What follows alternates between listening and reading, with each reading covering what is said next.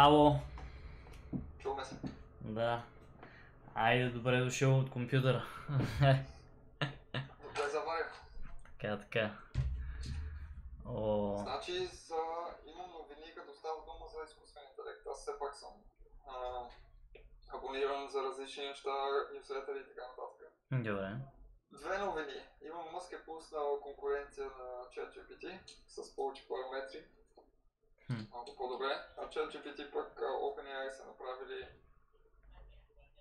като App Store за различни видове ChatGPT ботове, които са специализирани в различни умения.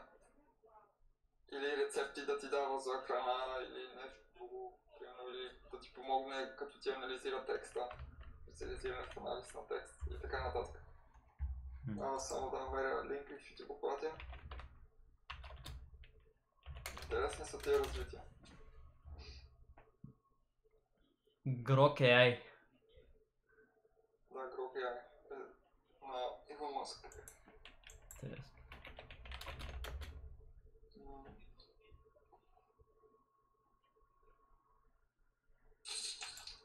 Само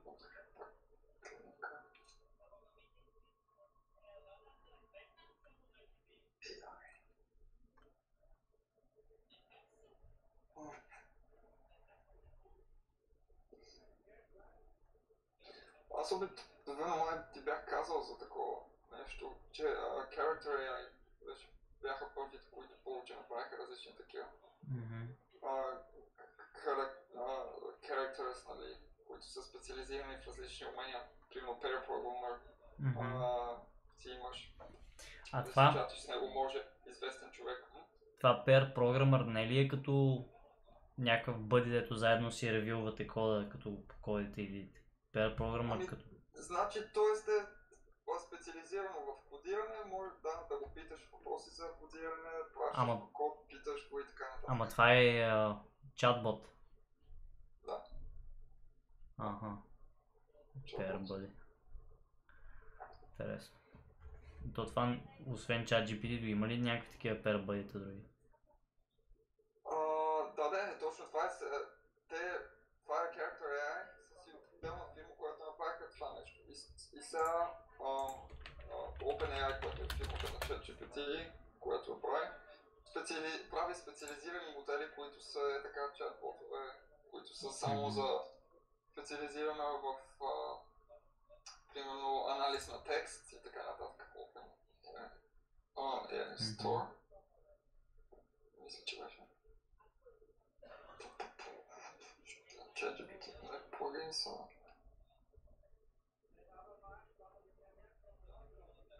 Още е в тестов период, доколкото разбрахме, е пуснато. Какво да разбера? Защо не намирам линка сега? Store for AI.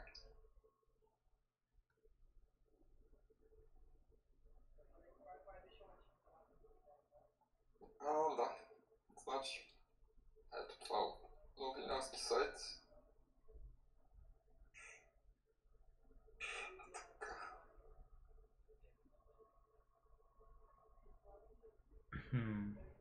Изпрати ли нещо? Да.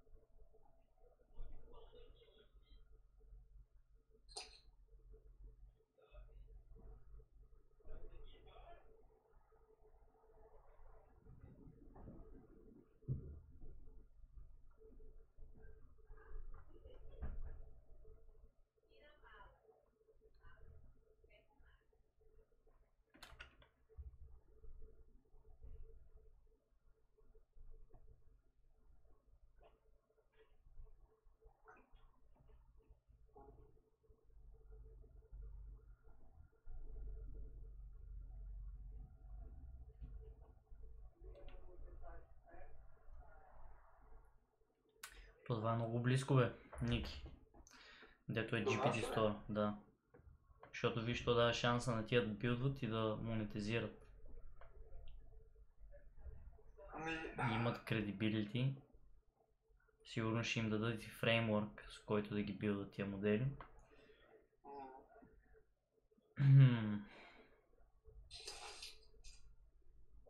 ами виж, то зависи пак. Ще им дадат модели да правят доколкото разбрах пак ще са чат-ботове. Както Да, е да. GPT. Да. Тоест, не е точно като нещо. Ние даваме още повече свобода, други модели да се фичърват и по друг начин сме насочени. Иначе да, някакъв вид конкуренция са. Така че да. Чат-ботове се правят от самото време, то се едно Да, самия тренд се връща преди как е бил. Просто този път вече не са и фелсове, са prediction модели. да. Prediction моделите са основата на изкуствения интелект и даже бях гледал по такива новинарски уебсайтове, че са направили китайците някакъв AI модел, който да предрича какви мисли си имал. Първо ти анализират мислите, докато гледаш някаква картина и анализира кои центрове от мозъка ти са активни при дадена картина. Да. И по този начин, после като анализира само мозъчните ти центрове, какви са активностите и кои са активни в момента и на каква чистота, почва да прави prediction за това какво мислиш или какво ще си помислиш по-напред. Тоест ти чува емоциите. Да, Направо мислите. Да. Хем може да ти каже какво мислиш в момента и хем може с някаква точност да предрече какво ще си помислиш следващия път. В зависимост от това, нали, колко време те е анализирал. Да. Те между другото мислите работят на този принцип, като wormhole. Една лоша мисъл поражда други лоши мисли, една добра мисъл поражда други. И то е буквално се начертава като патърн, ако следиш наистина самата вибрация на емоцията, дето нали, изпитваш. И с това се показва пак, че то изкуственият интелект е просто статистика. И prediction. Да. Статистика с регресия. Регресионен модел се прави, но с много по-фенси стъф и така нататък. Да, това е линейна математика, която... Линейна алгебра, да. Да, която... Линейна алгебра. Да, това е просто голяма набор от данни, просто като направиш представената извадка и то везните клонят винаги към някакъв outcome повече отколкото към другите и той AI реално залага на този outcome. Да. Все едно в покера, ръката, която има най-висок шанс да спечели, те нали, изчисляват спрямо другите ръце колко е. От възможните, да. То не е винаги в истинския живот най-популярния избор е то, дето се осъществява. Нали? Това до голяма степен предрича в повече случаи, но винаги, както нали, в търгуването, така и в живота, винаги се импровизира. Не е фиксирано. Има и непознати, да. То точно това е смисъл от хората, когато нали, става въпрос за инженерство и такива, защото ако беше толкова лесно да се систематизира, то нямаше да има нужда от инженери, просто трябваше някой, дето може да начертае примерно правилния патърн и да се автоматизира по някакъв начин цялото нещо. Но... Да, теоретично може да се направи за някои неща, нали, изкуствен интелект да се много повече като инструмент. Винаги съм го виждал като инструмент и още го виждам като инструмент. Теоретично, ако много се работи, може да се направи някакъв програмист изкуствен интелект, но това е много пари, много занимавка, доколкото знам, защото трябва да се правят различни модели, които да работят добре заедно. Един модел да е просто за това да взима requirement от клиента, само това да е специализиран и така нататък и да се свържат моделите да работят заедно добре. Както е в някоя програма, като правиш. Учили сме така в университета, по-добре е да направиш една функция, един файл или една програма, която да прави едно нещо много добре и така няколко програми да направиш и после да ги свържеш да работят заедно, отколкото да направиш една програма с 1000 функции. Да, вместо монолит да имаш дистрибутирана application между микросервиси. Да, и точно така го мисля и за изкуствения интелект може да се направи по някакъв начин, защото човека е едно комплексно същество, не е само програмист. Примерно за програмист не е само да програмираш, ти трябва да знаеш да говориш с хората, да знаеш как да вземеш изискванията, после да си направиш ценоразпис, ако си фриленсър. Но ако работиш пак за фирма, пак трябва да работиш с екипа ти, да правиш ревю на кода, да правиш юнит тестинг, не е само една шапка, която носи, така да се каже. Да. И даже вътре само шапката на програмиста има различни други функции, които не са само програмиране. То е дебъгване и така нататък. Тоест, като се направи модел, който да прави всички тия неща и после като го свържиш едно друго, би трябвало да може да замести някой. Но пак бих казал, че няма да е толкова точно, няма да е толкова добре да работи колкото е. Да, аз това ще ти кажа, че винаги трябва да остане програмиста да го ревюне преди да стигне на продукшн това нещо. Да. Защото по този начин ти се взима контрола, нали, пак автоматизира се, но ти като нямаш този контрол и тия решения могат да са критични, разбираш. Да, ако е някаква тъпа работа, като да дигнеш кашон и да го сложиш на рафта, само ако това е функцията, разбира се. Затова съм съгласен, че роботите идват и замесват вече хората в тези неща. Но ако е за програмиране, толкова трудно нещо. Програмиста пак, както казваме, всеки има различни функции, има си софтуерни архитекти, които трябва да разбират всичко и да имат overview на big picture на целия проект, за да могат да кажат точни указания да дават на различните хора от екипа. И хем да говорят с стейкхолдерите, хем да говорят с хората, които произвеждат. Толкова много задължения имат, че не може да се направи AI за тях. Така че да. Те в повече случаи са много различни такива продукти имове, които трябва да се съчетават. И ако е някакъв Symbol Application, може да се направи с AI модели, но то в повече случаи нямаш просто един application, да ти върши цялата работа, то винаги е някаква огромна такова екосистема от различни application. Представи си, че и поддръжката също се прави само от хора, няма как да направиш. Добре, теоретично е възможно да направиш AI модел за поддръжка на дадена система, но трябва да се специализира във всичко, винаги апдейтите да ги разбира и я представи си, че много пък се промени даден фреймворк. Няма да може да го поддържа, даже и да направи апдейта. Не знае как да промени кода, така че да работи пак. Да, това е като имаш... Така че хора си трябват. Като имаш breaking change, защото то понякога трябва да се направи ресърча на момента, не е някакво още документирано, то избива. Някой път може и да не избие, може да си работи, но да създава някакъв друг бъг с това, че работи след break change. И по този начин ти не мога да ги улавиш, ако наистина няма точно този ресърч, дето прави човека, малко трудно може да се fail-safe системата. Точно така. И това са много функции, които има даден човек. То всяка секунда има различни нови функции. Паметта ни е безгранична. Сега правим тапашки, човешки грешки, но и даже и машините правят грешки. Те имат бъгове. Така че няма какво хората да си мислят и да се плашат от изкуствените интелект, са много комплексните работи. То е хубаво да се върви натам, защото по този начин се премахва нуждата хората да работят. Лошото е като тия хора, които са на високи места, го приемат по лош начин и по този начин вече имат оправдание за това да изтребят хора. Нужни вече гърла.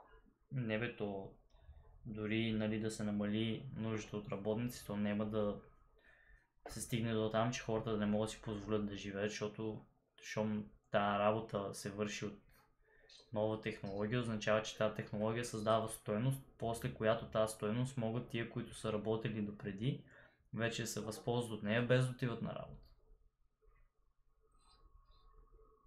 Така е, да. Ако гледаш Но един сектор, сигурно е зле, ако вече всички не трябва да работят, защото другите като работят, те ще трябва да се конкурират с тях. Но ако навлезне навсякъде и като се махнат всичките работници, ми то всъщност вече ще могат тия хора нещо друго да правят, дето да донася стойност.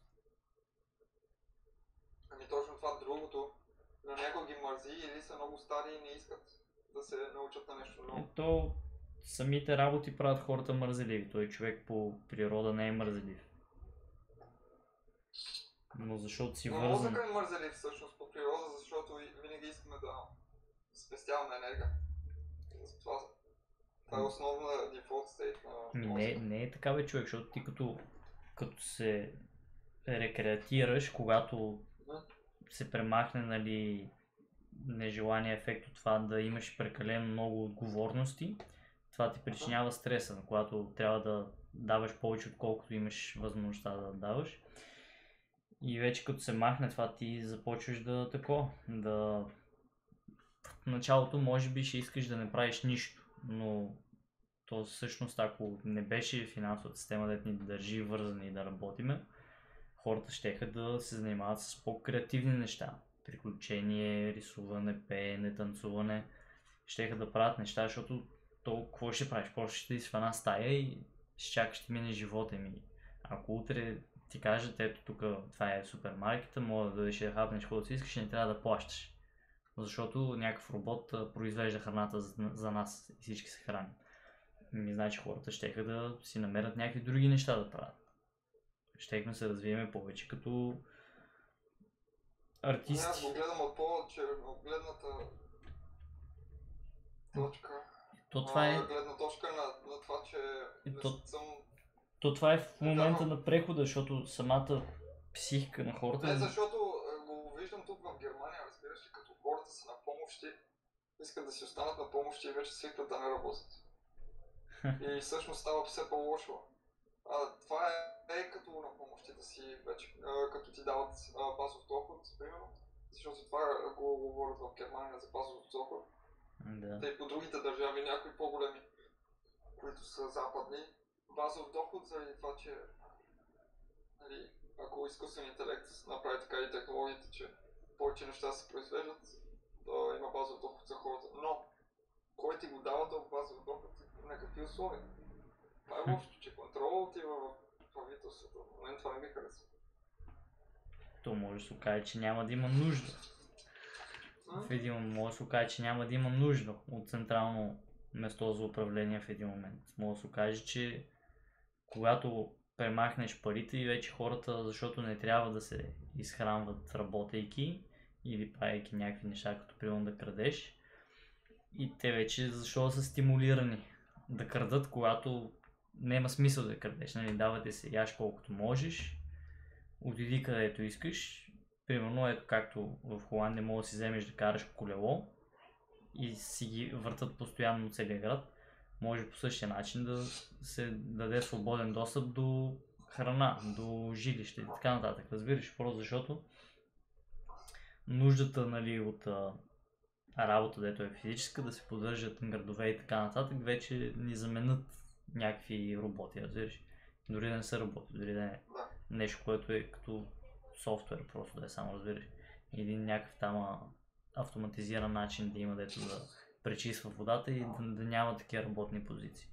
Но още, че тенденцията е, че виж как са малко гаднянски се държат свръхбогатите, които отиват на световните форуми там по икономика и така нататък и казват на хората летете по-малко и така нататък, а те всички са дошли с джетовете си.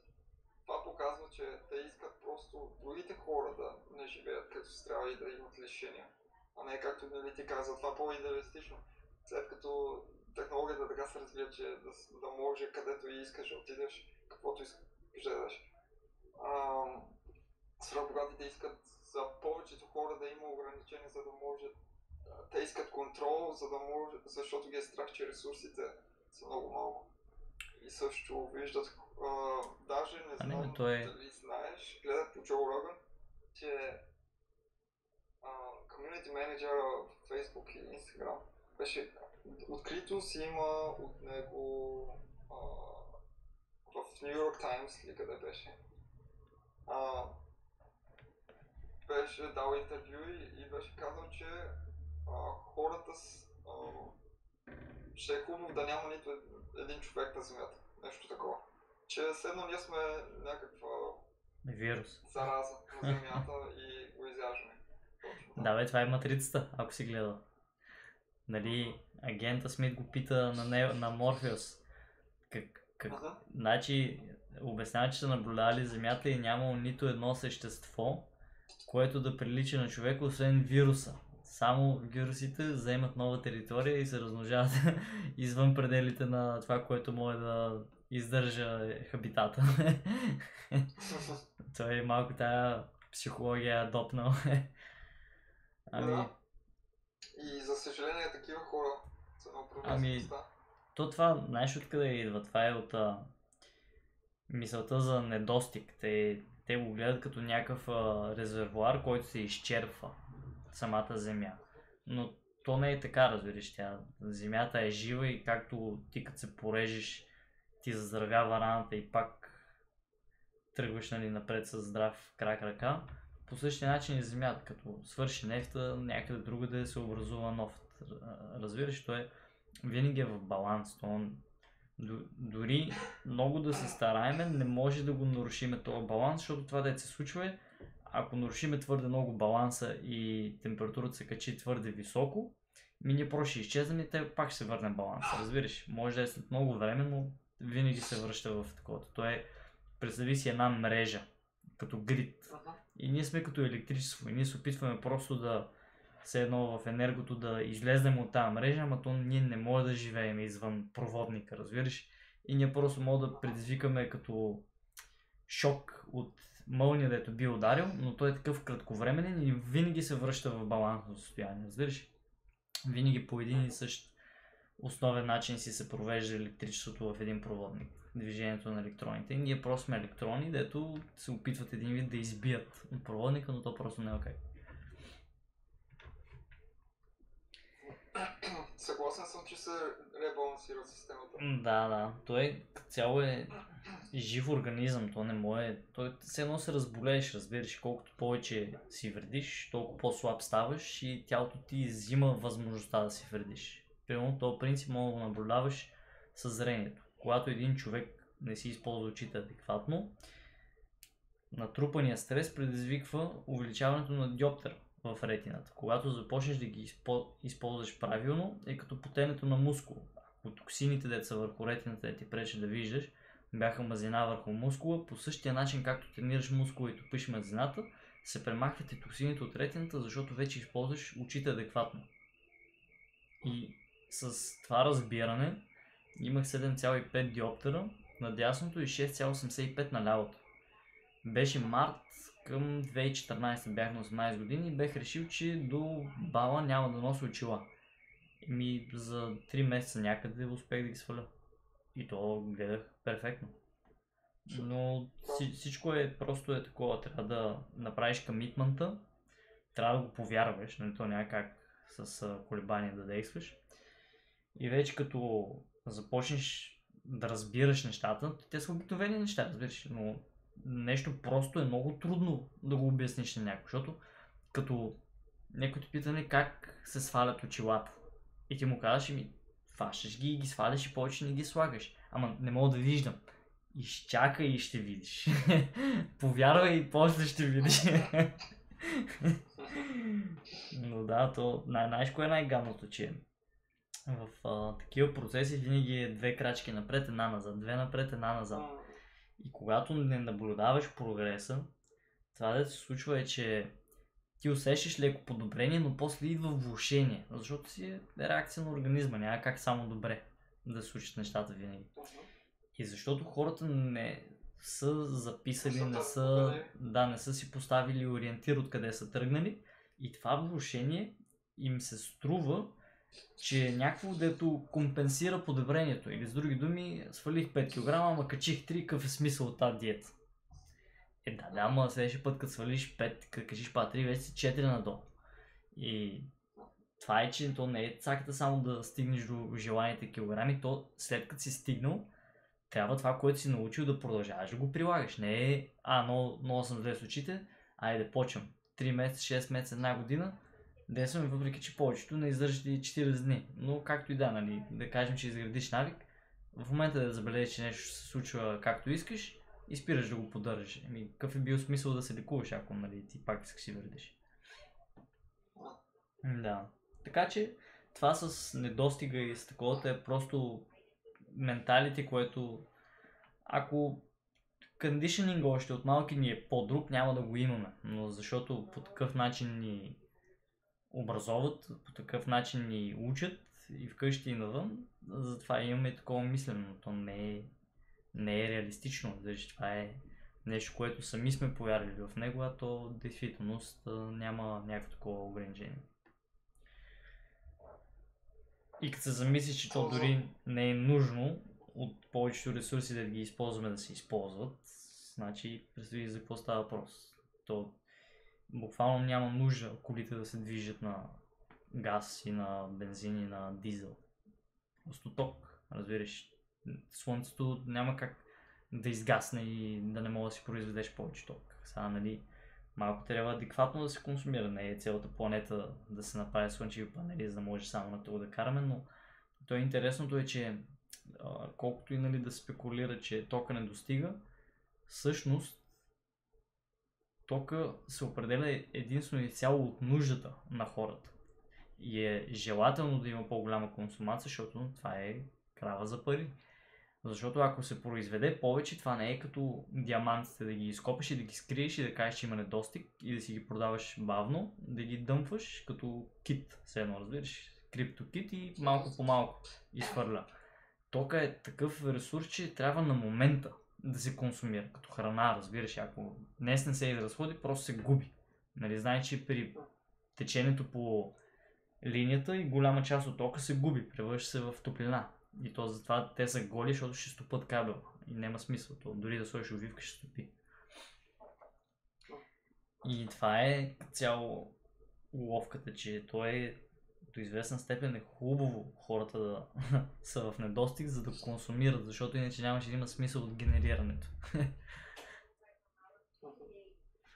Но... Ама ако говорим за мрежата, която е в момента, и електрически коли, предсметното е, че трябва всички държави да произвеждат ток и да го пращат само на Америка за всички коли в Америка, които ако искат да се движат постоянно с ток. Ако всички са само американските и само на тях трябва целият свят да им праща електрическа енергия. За да представи си, ако подобрят ефективността на батериите с 90%. Това са 1/9 от света трябва да го праща. А то винаги може по-добре да направиш нещо да работи.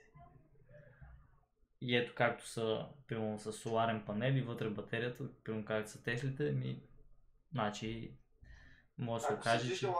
Аз съм повече за двигателите на вода, нали, които са от хора направени, но не се приемат от индустрията поради знаеш какви парични причини развалят бизнеса на петролните компании, ако се приема това. Колко видеа съм виждал, нали, българин и някакъв иранец ли беше направил такъв двигател, който на вода си вървеше колата. Според мен на вода е по-добре. Водата като я облъчиш, тя може да се запали, защото вече е счупена връзката между кислорода и водорода и той кислорода поддържа горенето. Само трябва топлината, която идва от радиацията, кислорода да бъде наличен и другото нещо е да имаш гориво. А водорода мисля, че гори, защото е част от биологичните материали, пък те горят. Сега ще видя.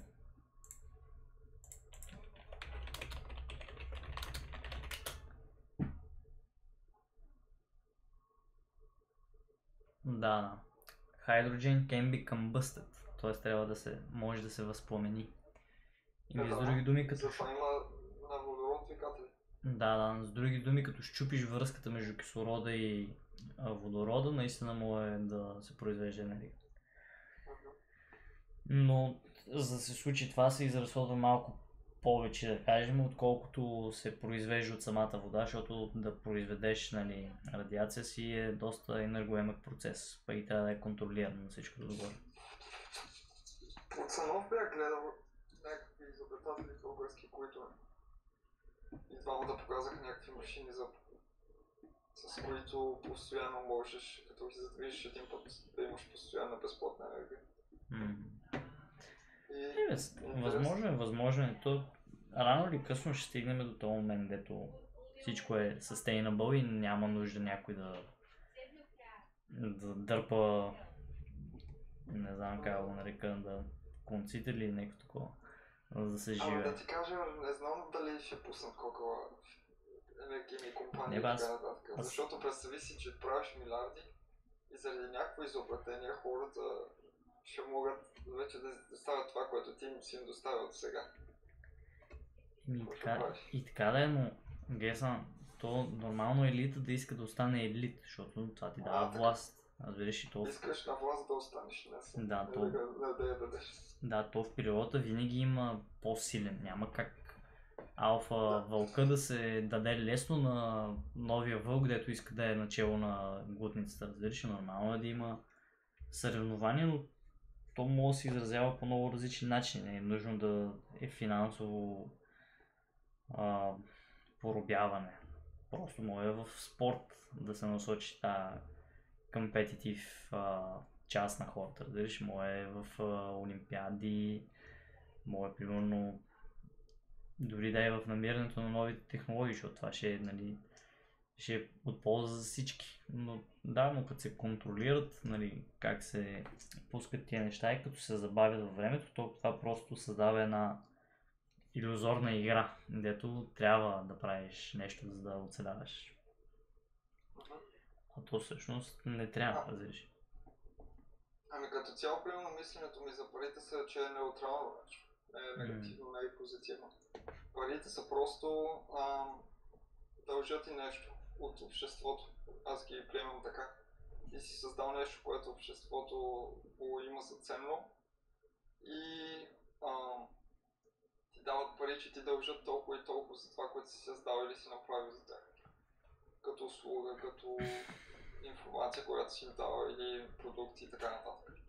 Или работа, която си свърши. Да, те са мъртви, те като цяло. Това е разбирането на всеки богат човек и точно тук бедните се провалят при, нали, разбирането им за парите. Единствената стойност на парите е в нашите глави. Те са си мъртви, те не дискриминират, няма значение кой ги притежава. Разбираш, те просто са едно такова средство, което няма инерция в него, разбираш, няма как да го съживиш. И разликата тук е, че опира до самия морал на човека. Примерно един беден човек ще му каже, не мога да взема от тебе пари, не заслужавам, не си струва, не ми дай, другия път ти, нали, ще черпиш. Докато богатия човек какво казва? Да, моля, искам. Толкова е просто, разбираш. И толкова елементарно нещо, всъщност толкова емоционално, нали, е увързано. Значи ти дори да чуеш истината, примерно ако си от другата страна, няма как да я приемеш, защото ще кажеш, не, това не е така, кажи ми сега, тук и разкажеш история. Обаче историята сама по себе си, каквито и емоции да има, не може да промени действителността на нещата и винаги е някакво субективно изживяване на това, откъде би могла да дойде стойността, която е приложима само за човека, който разбира тази ситуация. Няма обективно нещо, което казва, да, наистина това е стойността и другите съгласяват единодушно. Но да, докато емоциите са инвестирани в това да имаме пари, няма как с трезво мислене да стигнем до това, че не ни трябва.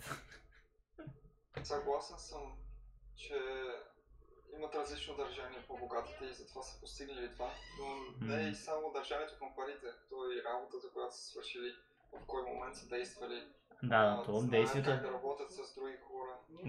действията са много ключови. Има много, нали, малко по-комплексно, не само да имаш правилно отношение към парите, но и да знаеш как да ги спестяваш и за какво да ги харчиш, защото трябва да се движат парите. Като цяло ти трябват пари, за да направиш пари.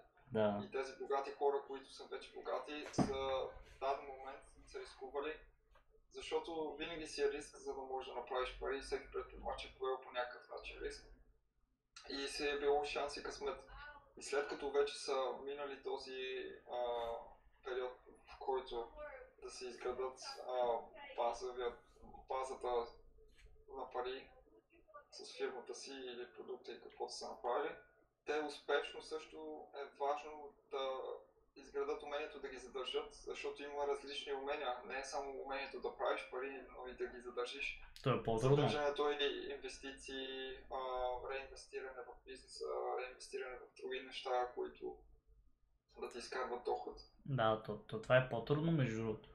Защото като си гладен, наистина може бързо да ги натрупаш, но после се случва една промяна в хората. Вече като имаш малко по-различно гледаш, почваш повече да се нуждаеш от тях, разбираш ли? Защото ти вече все едно дигаш стандарта и така се усложнява цялото нещо, но то ние си го правим, но действително се така.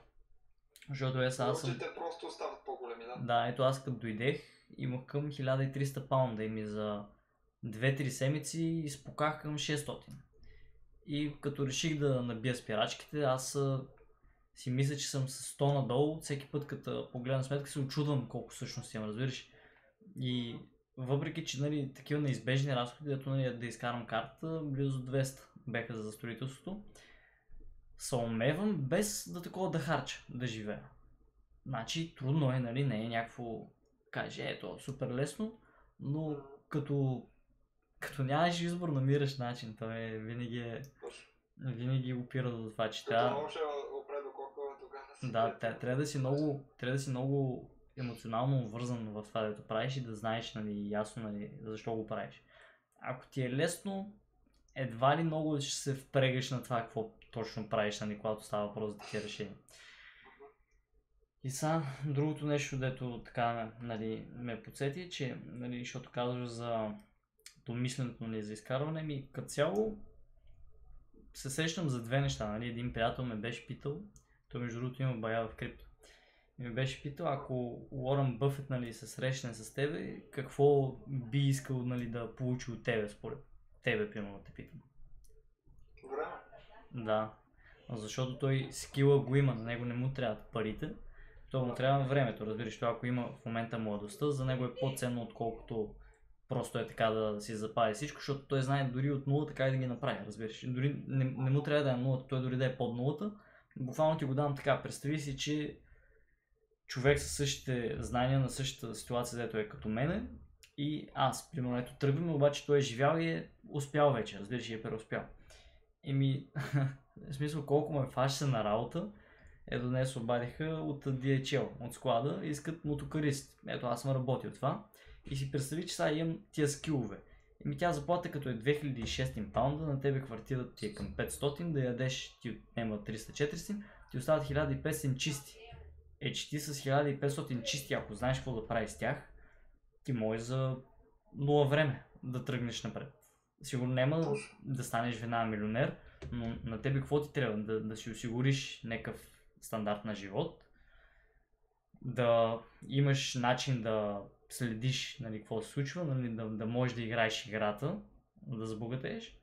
И другото е търпение. Просто трябва да си направиш плана и да си се придържаш към това.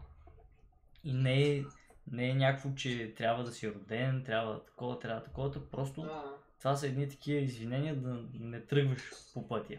Когато решиш, винаги може, вратата е отворена за всеки. Просто не всеки стига до края, това е цялото нещо. И така. Защото е постоянство и много трудно. Да.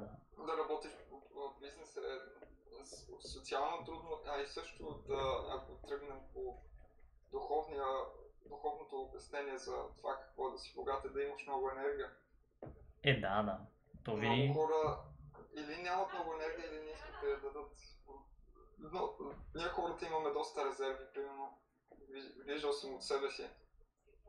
Като съм изморен и после продължа просто да работя, пак след време, след няколко минути или след един час, ми идва от някъде си просто нов приток на енергия.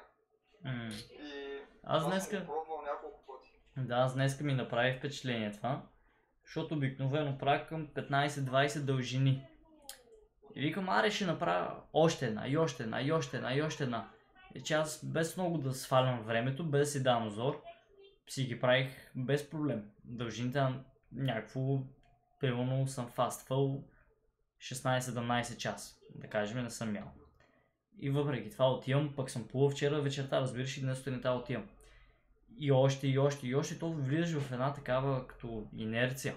Колкото повече правиш едно нещо и то после, освен че нали, става лесно, нали, така имаш приток, то вместо да те изтощава, почва да те зарежда от един момент нататък, защото вече си изградил невронните връзки да ти помагат да го правиш оптимално и ти ставаш sustainable. Но... Да, ти ми разказа и за бокса, че така си Да, с това... състояние. Да. Защото влиза човек в това състояние. Да, точно състояние на ума е.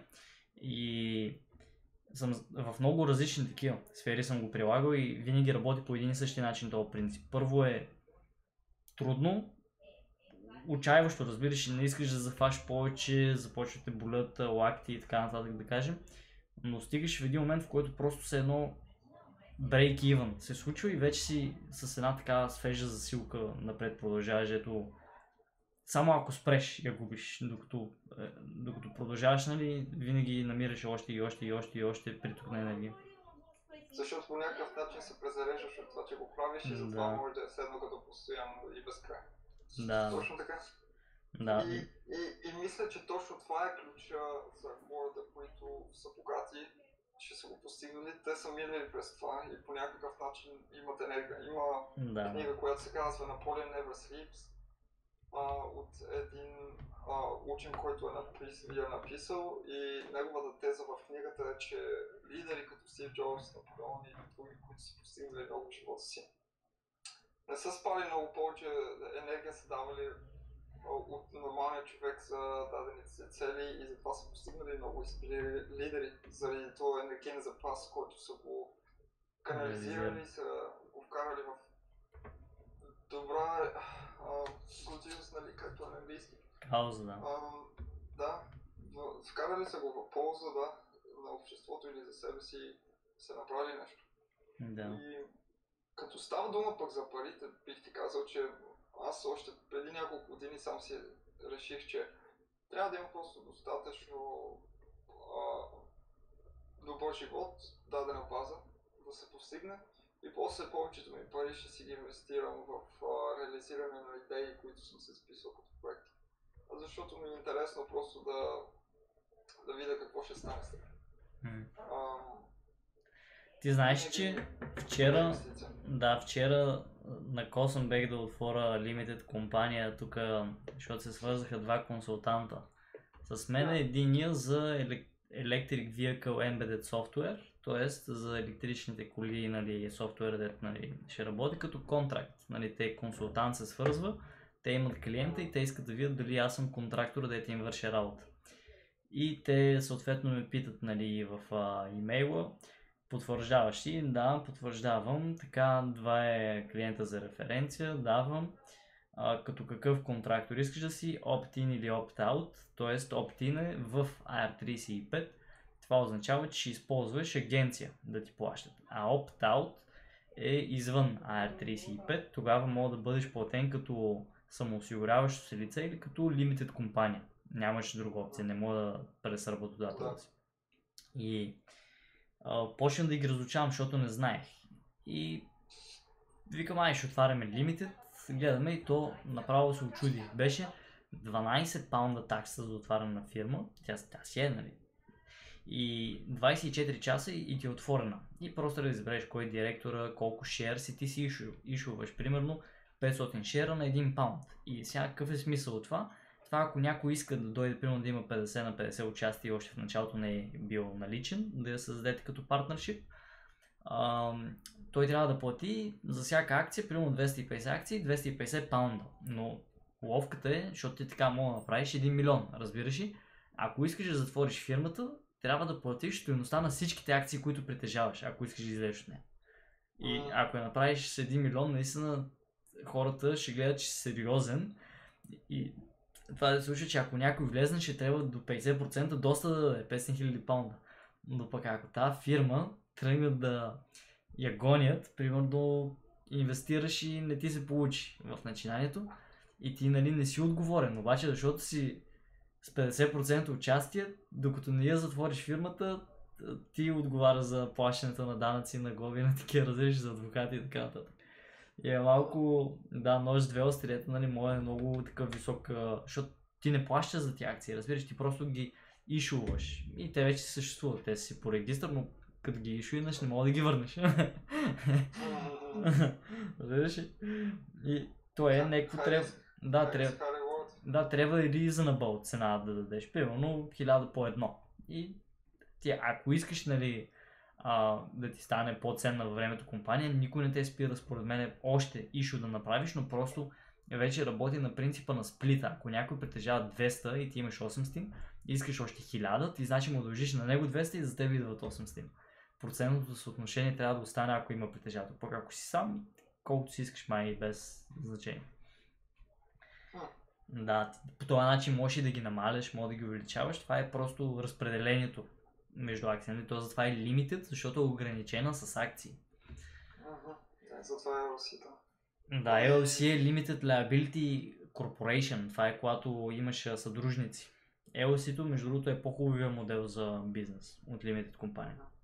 Защото с LLC-то то пак на този принцип, че ти нали, не носиш отговорността да какво ще случи с фирмата, тя си има отделен акаунт, нали, тя е друго юридическо тяло, нали, тя е legal body, но не си ти.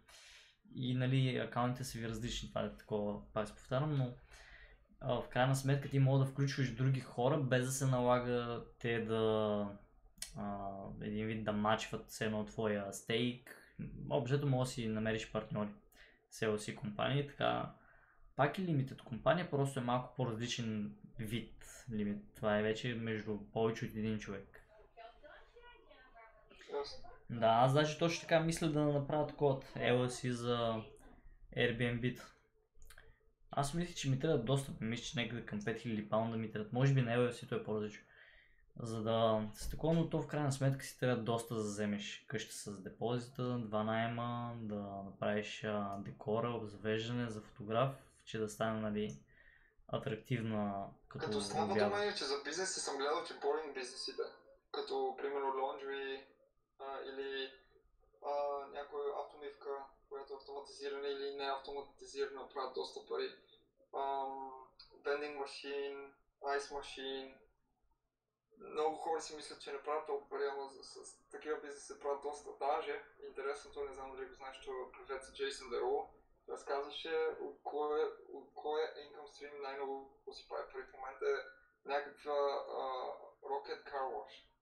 И Rocket Car Wash направил някакъв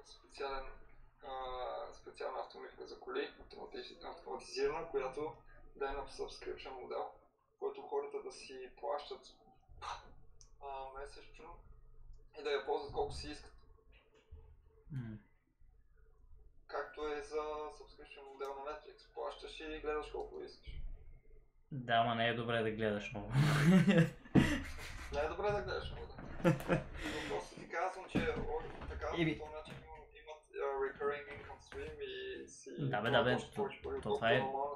Това е пасивния, Тук говорим нали, за взимането на договора и че ще да отворя. Иначе това знаеш за какво ме подсети сега. Сега го разберих. Защото ти каза автомивка и такова, Значи то няма значение какъв е бизнеса, бе. Това е само къща, разбираш. Бизнес мога така си го представиш и някои хора влизат и гледат да го купят с цел живеене в него, гледат да е хубав. Други хора влизат и гледат да го купат с цел да изкарват пари от него. Разбираш? Това е също с бизнеса. Няма хубав лош. Ако е на плюс, е на плюс. Ако не е, трябва да намериш начин да го закараш просто. Но тук не е такъв. Съгласен съм, но имах предвид, че болен бизнес като цяло, защото нещо, което не е много секси. Софтуера и така нататък. Ама то, какво очакваш? И че е просто някакъв... си мислиш, че много пари не се печели от това. Ама не, ти сега също сме подсети за това, което ми дойде след това да го забравих. Ами то услуга, бе, човек, ти не мога да спреш хората да ползват услугите. Нали, то винаги ще трябва заболекар, винаги ще трябва някъде да се пострижиш. Те хората си искат услуги, разбираш, и някой минава, харесвам, искам, разбираш. Той може и да си вземеш маркучи и във вас и измиш колата, ама друго е да идеш и на това, разбираш, дето вече го има и не трябва да занимаваш. И същото нещо ти казваме, сега примерно в Петрич карта за фитнеса е 30 лева, беше, по-стана 45, сега 63 се направи между другото. И отиваш и си тренираш 24/7, когато искаш. Нали? Това е малък град, провинцията България. Значи reasonable, нали, такова. Пак височко е, но да кажем в лева, нали, колко ще дойдат? 30 паунда. Да кажем, върки са 25. Аз сега си представи един от най-големите фитнеси тук и да можеш да отиваш да си запазваш плуване, фитнес или някакви такива класове, примерно йога, пилатес, подобни, разбираш. Колко според тебе трябва да е subscription? 60. Не, 30 паунда. 30 паунда ти като сметнеш, на месеца няколко пъти имаш 31 дни. Дори да е 30 дни месеца и отиваш всеки ден на плуване. На тебе плуването излиза 1 паунд на месец, на ден. А може да излизаш повече от един път. Откъде печелят? Защото много хора по някой път не отиват. Разбираш и те... Да ти кажа, това ще да ти кажа от Gym Membership са печели от това, че те залагат на това, че хората ги мързи и повечето не отиват, да са сериозни. Има по-малък процент, които са сериозни, им ползват уредите и правят амортизация. Ами, то всъщност като се замислиш, те дали са 20 или 30 човека, могат да си плуват в басейна. То си е направено в линия да плуваш, разбираш.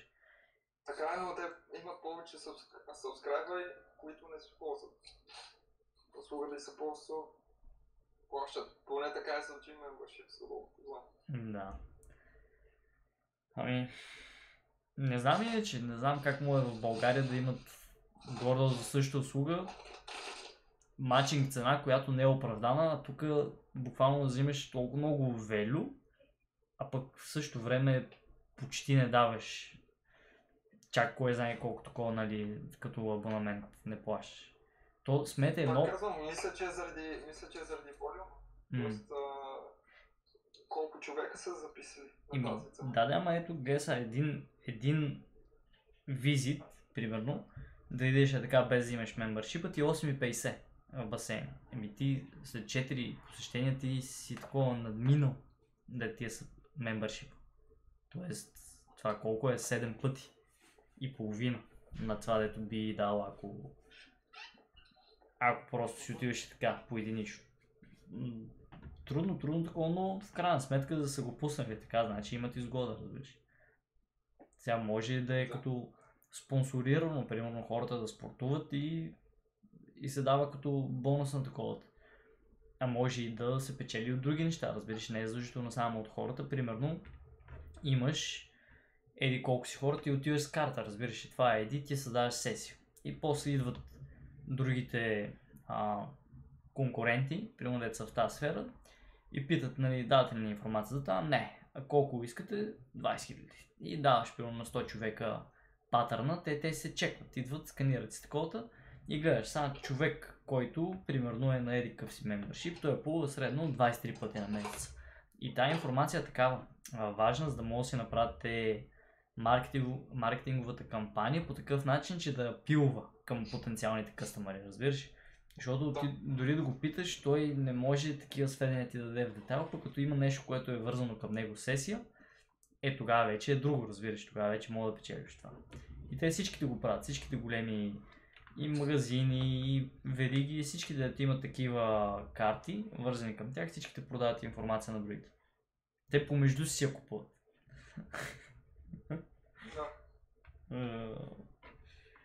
И явно има смисъл, щом продължават да купуват на толкова скъпа информация, за да могат да дадат добри оферти, и въпреки че оферта им е добра, пак нали печелят, значи има някаква врътка. Но пък какво то, водата си е вода, нали, тя като си е веднъж там, а то колко поддръжка да имаш на това, заплатата на спасителя, да работят там помпите, да пречистват хлор, да слагаш, въпреки че тук има много малко хлор в тия басейни, дето ходят. Душовете там, дето такова, и другото е сешуарите, дето ще изразходят като тук, и то като замислиш наистина па няма и такъв разход, разбираш. Примерно един човек дали може да изхарчи повече от 1 паунд за поддръжка, дето е на това помещение? Сигурно не. И като се замисли, че не отива постоянно, ето откъде ти идват. И така. И в крайна сметка, след като не тръгна да я отварям, това дето ме спре за Limited компания е, че те те питат. Сега отварянето на тая Limited компания ще прекрати ли дейността ви като самоосигуряващо се лице? Некъв такъв беше въпрос. Викам, чекай малко, викам, аз съм самоосигуряващ сега. Всичко трябва през фирмата ли да минава вече? И замислих се и почнах да четем. И вече разбрах горе-долу, нали, какви са опциите, плюсчета, минусчета на различните опции. И те го представят по такъв начин, че каквото и да избереш, все нали трябва нещо па да избереш, па то па няма как. Защото не е законно да вземеш контракта без да си с фирма като самоосигуряваш или да се не, то няма как така взимаш парите и правиш софтуера. трябва да има някакъв такъв извън или в AR35. Да. И сега, какво се оказва? Значи, сега нали дето чета, фактически едната опция е да си като работник на агенция, само че ти намираш човека да ти дава контракт, отиваш при агенцията и казваш, ето го моя човек, и те представят, те си като работодател и ти през тях взимаш парите и те ти плащат на момента всичките данъци и така и ти удържат там за обслужването някакви пари и за холидей, дето ще взимаш.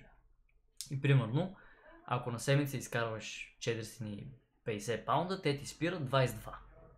Въпреки че е 35, обаче защото има такс релив и падат още 13-14 паунда от там. И сега въпросът е нали с нали, такава employment схема, защото така взимаш pay as you earn, си плащаш таксите на момента. Докато ако си с limited компания, просто трябва на края на месец да ги осчетоводяваш парите, а ако си self-employed, на края на годината. И сега всички казват, нали, limited компания. И сега каква е разликата, че limited компания ти не носиш отговорност. Разбираш ти, примерно, за да свършиш една работа, ето примерно сега, в този случай, нали, софтуер за електронни, за такива електрички, коли. И ти примерно взимаш контракта, ти трябва да доставиш какъв си продукт. И казваш, супер, разбираш ли? Аз нали разбирам, че няма да имам времето. Отиваш при банката и казваш, ето имам контракт, трябват ми 15 000 паунда, за да наема програмисти, които да напишем този софтуер и ще вземе 50 000 паунда. И да казваш ми, добре, одобрен си. И ти ги взимаш и отиваш, правиш интервюта и намираш примерно екип от 3-4 и почваш да им плащаш, примерно по 1500 паунда до 2000, колкото който нали, се договорите, моя е синьор, примерно, и ти свърши повече работа от тия 3-4. И съответно очакваш за месец и половина да го свършиш този договор и така се разбираш с тях, нали, след месец и половина, нали, ще видим дали ще има работа, ако вземе друг договор. И почвате да го пишете и те решават, че не е задоволително тази фирма и ти фактически не получаваш всичките пари или може изобщо да не ти платят. И сега, каква е разликата между limited компания и това да си self-employed? Ако аз съм self-employed и да с този договор, той заема ще е персонален. После аз, като не мога да си го платя, трябва да си търся от други места пари да си обслужвам кредит.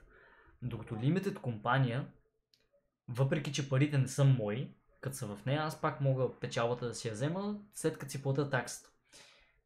Разликата е, че ако това се случи, никой не може да ме задължи аз да ги плащам, разбираш, защото просто колкото share съм ишълнал, плащам, закривам и фирмата фалира и те си имат съответно иншуранс, имат си други условия за ти да дадат заеми и така нататък. Но в крайна сметка ти не ти е върху главата после този заем, дето ти си направил, защото си работил. И сега вече много опира до човека. Ако искаш сам си го пишеш, ми сигурно е по-добре като самоосигуряваш, защото ти така или иначе няма да наемаш други. Единствено може да си загубиш времето.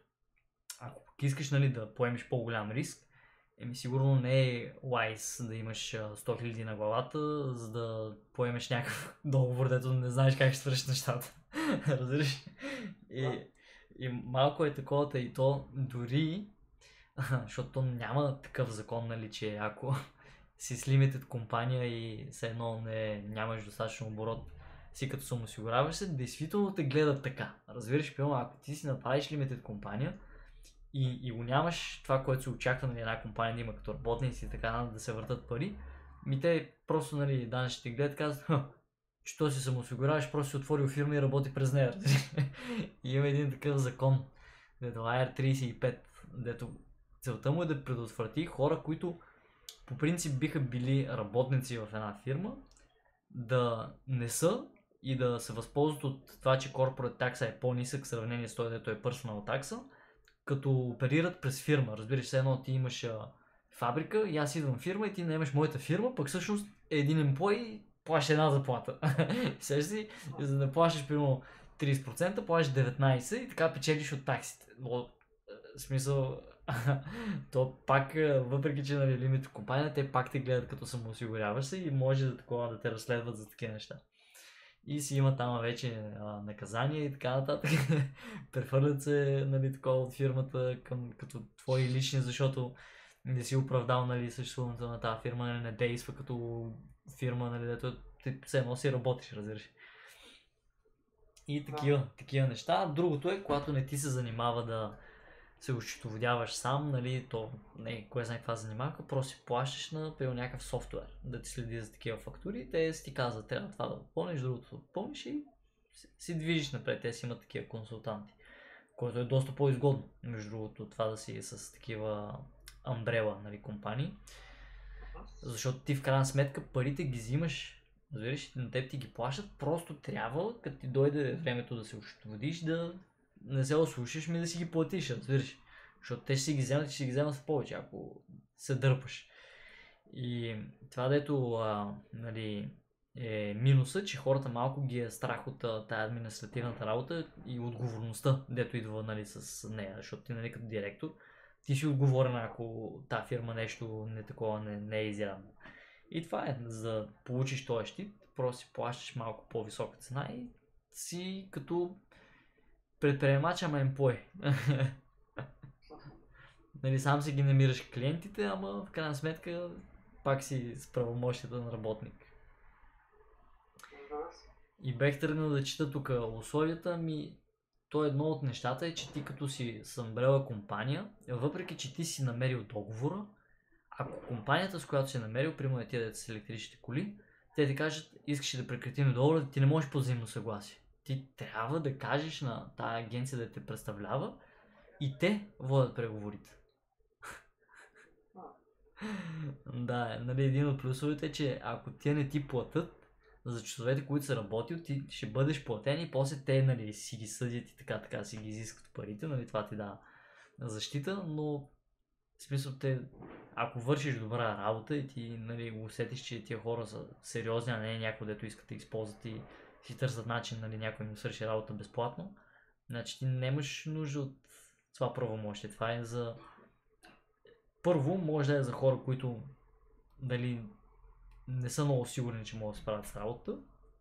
И второто е за хора, които ги е страх просто, разбираш, че някой ще ги преебе. Нали? Това е големия плюс на таковато, но ти като си сериозен и като мога да я върши на работа, аз не мисля, че 2 седмици, дето, нали, ще забавят и ти ще видиш, че не ти плащат, примерно, да кажем, сега тръгваме да работим с някой, той не иска да плащаме, ние просто ще спрем да работим, той също губи, разбираш, това да чакаш да се намери някой друг да ти върши работа, да му обясни, също да продължи работа на друг.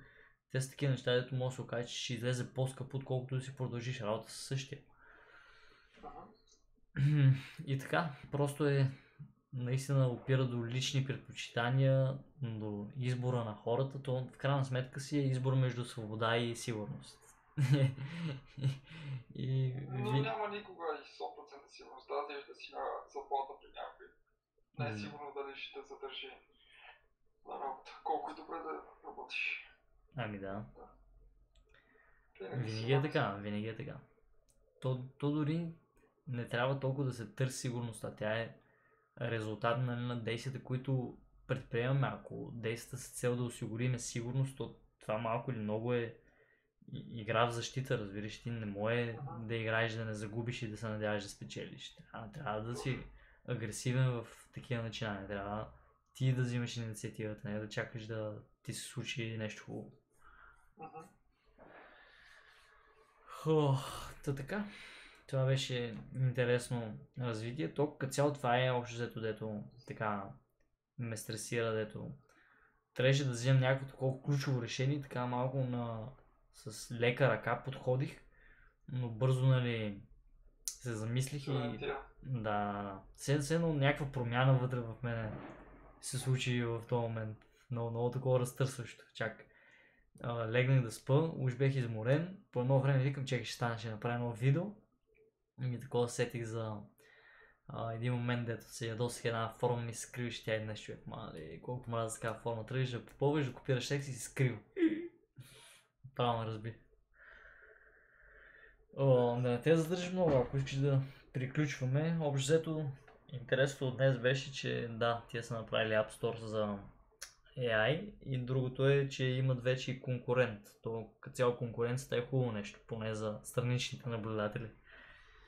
Но и за тях самите. Те така в момента, нали, едно е да си един на пазара и да няма алтернатива, друго е като вече се мачне като стойност предложението и хората трябва да избират между две и тогава вече имаш по-такъв голям стимул да развиваш едно нещо.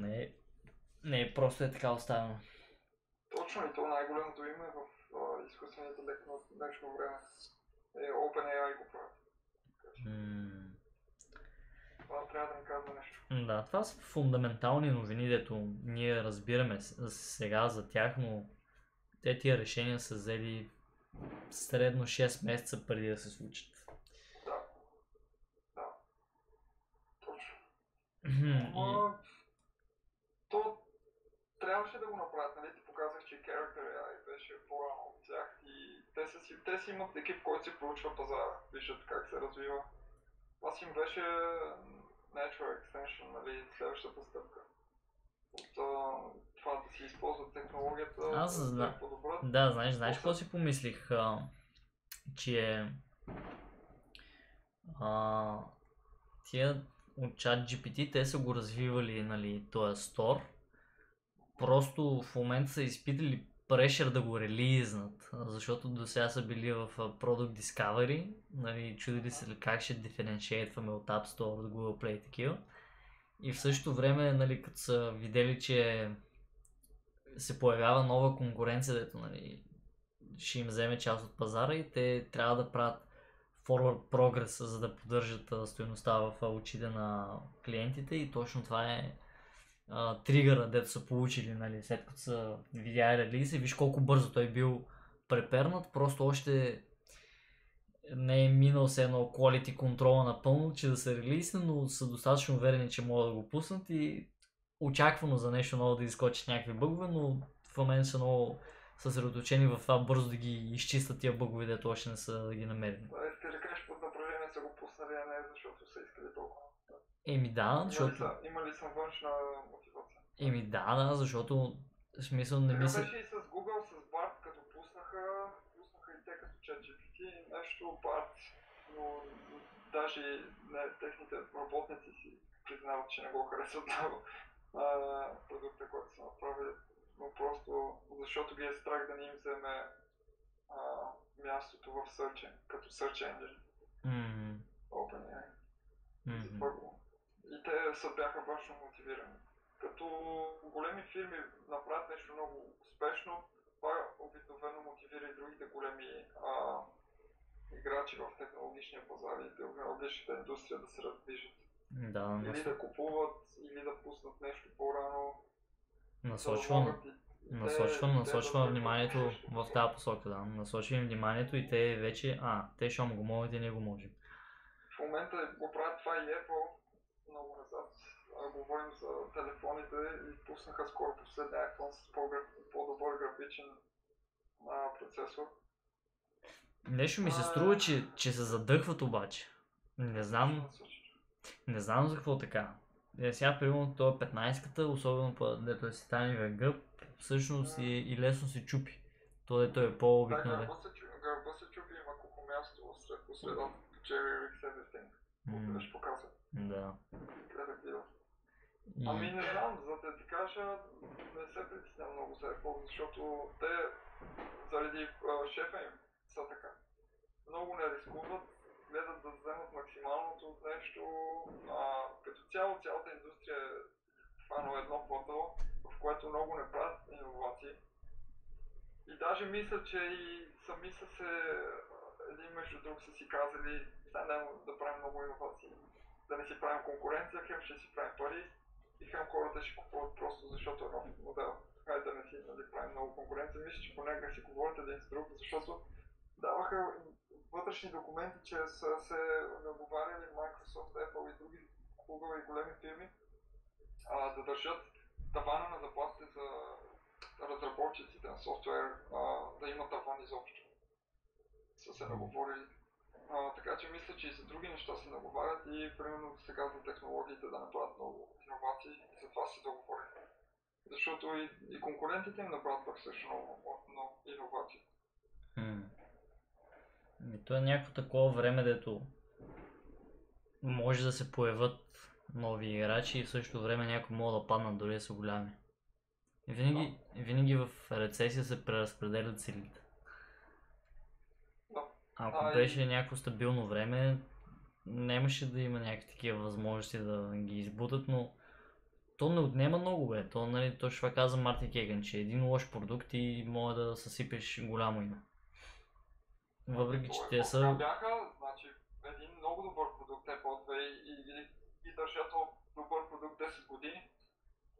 Имаха въздух и постоянно получаваха пари от това, като го купуваха хората. Защото те са too big to fail, това е ясно, но дори най-големите в рецесия не са напълно застраховани. Да. Целта на ми е като цяло да отбутна някой, това е повече disruptive entrepreneurship, се казва. Това разбутваш, така да се каже, дадена индустрия. Правиш ги в шах и мат, за да могат по нов начин, напълно нов начин да се прави нещо или с напълно нова технология, която дава нова възможност и по този начин трябва да тичат повече да се. Между другото, точно това гледах на този Александър на стрима, дето е сърбина. Значи той обяснява така, ние като програмирахме на jQuery, тогава също излизаха нови технологии, защото те го питат, нали, за какво използваш React, за какво, нали, не използваш някой друг фреймворк, дето е по-нов. И той каза, добре, защо да го използваме? Защото примерно е еди колко си процента по-бърз. Ама вика, на мен това не ме интересува колко е по-бърз. Вика, вие знаете ли как всъщност дойдеха React Angular и Vue? И той почва да го рисува това. И обяснява как те са си правили всичко с jQuery, там още два фреймворка, спомена. Knockout.js и още един, разбирай как беше. И всичко се е писало с това. И вика, писали вика на jQuery, сигурно се писали вика. А знаете ли, вика всъщност колко е трудно да се пише в голям проект на тия фреймворци? Защото вие правите нещо просто, обаче вика, ако тогава, нали, сте работили, щехте да знаете, че това е много тегъв фреймворк. И вика, причината React да дойде и преди това Angular е защото, както се е движил пазара, е имало спайк в фичерите, спайк във всичко, разбираш, имало е бум. И след идването на Angular 2010, малко след това е дошъл и React-а. Са го пуснали. Той React, между другото, тръгва от Junior, дето е просто искал да се пише HTML в това и те са му се смели. Те да са били OP програмистите и той е взел, че, нали, Facebook като цяло там тръгва, е инвестирал в този фреймворк и той в момента е щупил парадигмата, разбираш. От MVC към компонент базирано. И вече от нали, създаването на Angular и на React преди повече от 10 години идва просто един, дето е бил програмист нали, на JavaScript, е видял двете, мотивирал се и си създал Vue. И тия трите върват ръка за ръка, разбираш. И защо сега не може да дойде някакъв нов фреймворк?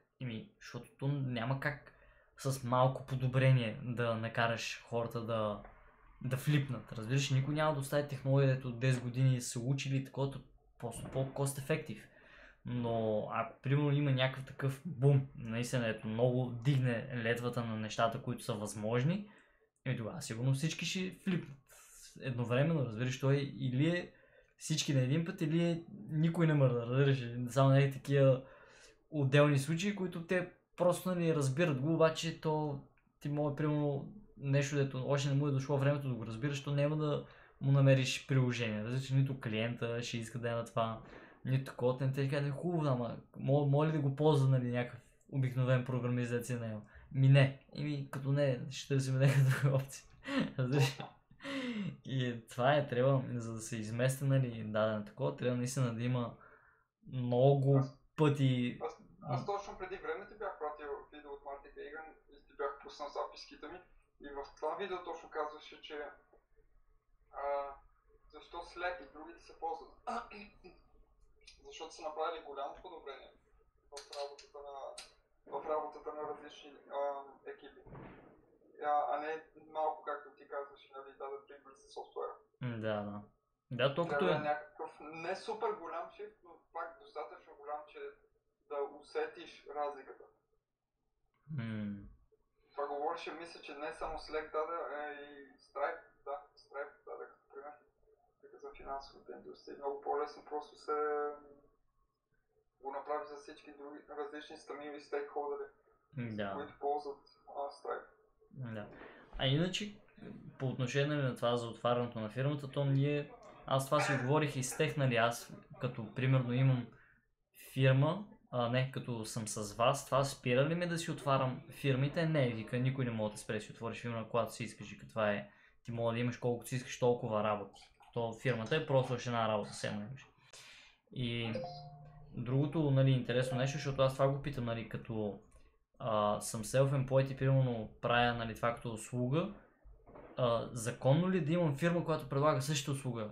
Значи това нещо трябва да питаш HMRC, но в повечето случаи не би трябвало да има проблем, ако си плащаш данъците, защото ти така или иначе нали, предлагаш услуга, дали е като self-employed или като фирма, нищо не пречи, просто трябва нали, парите по различни канали да влизат. Не е от фирмата парите на твое име, пък всъщност от нея да покриваш разходите за някакви неща, дето ти трябва да разбираш. И това е общо взето, да, като таковато, т.е. дори не ни е нужен много капитал, защото виж, той контракта, той буквално знаеш как ти го дават. Свързваш се с консултант, значи те са фирми, разбираш ли, общо взето като противите мислят, че на този принцип, не, те също си ги правят, те не аутсорсват. Консултантска фирма и те не са програмисти, просто имат някакъв ноу-хау, разбираш ли, за как се случат нещата. И това, дето правят е самите клиенти, те наемат се едно консултантската фирма, защото не им се занимават те да си правят HR и искат да гарантират, нали, че тия хора, които се наемат, са добри в това нещо, което ми трябва. И после тия пускат в LinkedIn, в някакви такива сайтове за обяви. Примерно аз едните от CV Library, другите действително от LinkedIn се свързаха с мен. И оттама те ти правят интервю и те питат, нали, моите кода, обаче те не могат да преценят какъв реално. Аз примерно никога не съм правил embedded software, аз му разказвам за DevOps и той се кефи. Разбираш и вика, добре, ще организираме интервю, за да реши и клиента. Те намират, който мисля, че ще стане, го препоръчват, обаче после клиента си решава дали да го вземе този човек. И това, което е нали, интересното е, че ти нямаш кой знае какъв разход, за да оперираш такава фирма. Защото то колко му отваряш, нали, ти трябва да живееш там, някакси трябва да се издържаш, но за този договор ти просто трябва да идеш и да се договориш лице в лице. Ти не даваш пари, за да идеш там, разбираш, не ти трябва маркетингова кампания, не ти трябва нищо, единствената уловка е, че самата консултантска компания те задължава ти да нямаш преки взаимоотношения с този клиент, дето са ти намерили, а трябва да мине през тях сделката, разбираш, този контракт. И следващите 6, 12, 24 месеца нямаш право. Но когато си in AR35, когато си с Umbrella, не могат да те задължат това. Значи 8 седмици след последния работен ден, дето си имал с тях, или 14 от първия работен ден, едно от двете, което е, нали, изтече по-първо. В смисъл, което изтече второ, не първо. И трябва и двете да са удовлетворени, така да ме разбере.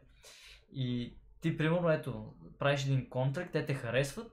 Ако си с консултантска фирма и си limited компания, по договор трябва само през тях. Но ако си става Umbrella компания, просто чакаш 2 месеца и отиваш при тях и си почвате без да им плащаш на тях комисионната. И това е като цяло един от плюсовете, но в интерес на истината, само за да премахнеш middleman, да се фащаш с това те да ти менеджира целия payroll и така, спорно е, че е плюс, разбираш. Най-добре според мен наистина да си през компания да минават. И като замислиш, ти дори не си длъжен да го направиш изцяло сам това, защото това не е работа, разбираш, това е... Те ти дават изискванията, requirements, т.е. ти си им се едно като инженера, но не работи за тях. И ти може да се обърнеш и да не имаш програмист, ти дори може да не го разбираш това да го правиш, просто някои си изискват да си на место, други са ремоут, трети примерно може хибридно да го правят, но ти дори може да отиваш само за митинги пред тях и си наемеш в Upwork хората да ти го направят и да си движиш като фирма, разбираш. Това буквално нищо не те спира още утре да почнеш да го правиш.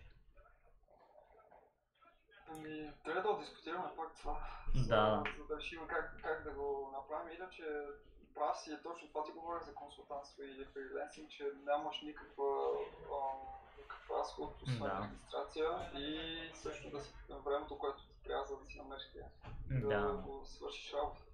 Да, тук наистина инвестираш енергията, времето, инвестираш в това, че те, нали, ще са доволни от това, дето колата в дадена насока, защото, нали, по-лесно е да ще се фанеш някъде и да сте гарантирани парите, като си изработиш времето, а тук имаш такива неща, като те не са доволни. Да, те не са доволни. Да, те не са доволни, няма ти платят цялото, може да се окаже, че си инвестирал твърде много, пък не си възнаграден за това и някакви такива.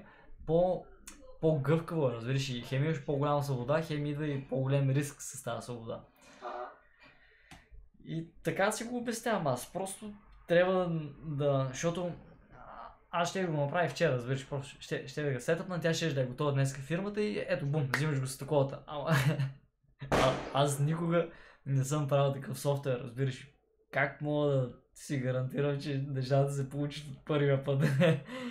И това е малко като цяло, трябва да разбереш правилата на играта преди да фърляш.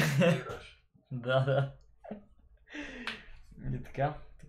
Поне такова ме обнадеждава, че не е някакво само да се бутам, ако наистина има някакъв такъв договор, винаги мога да се обърна, да си търсим трети човек, ако не се наложи. Да, това е понякога, че може да се делегира, да се търси помощ. Не са ти казали задължително, само го свърши. Да.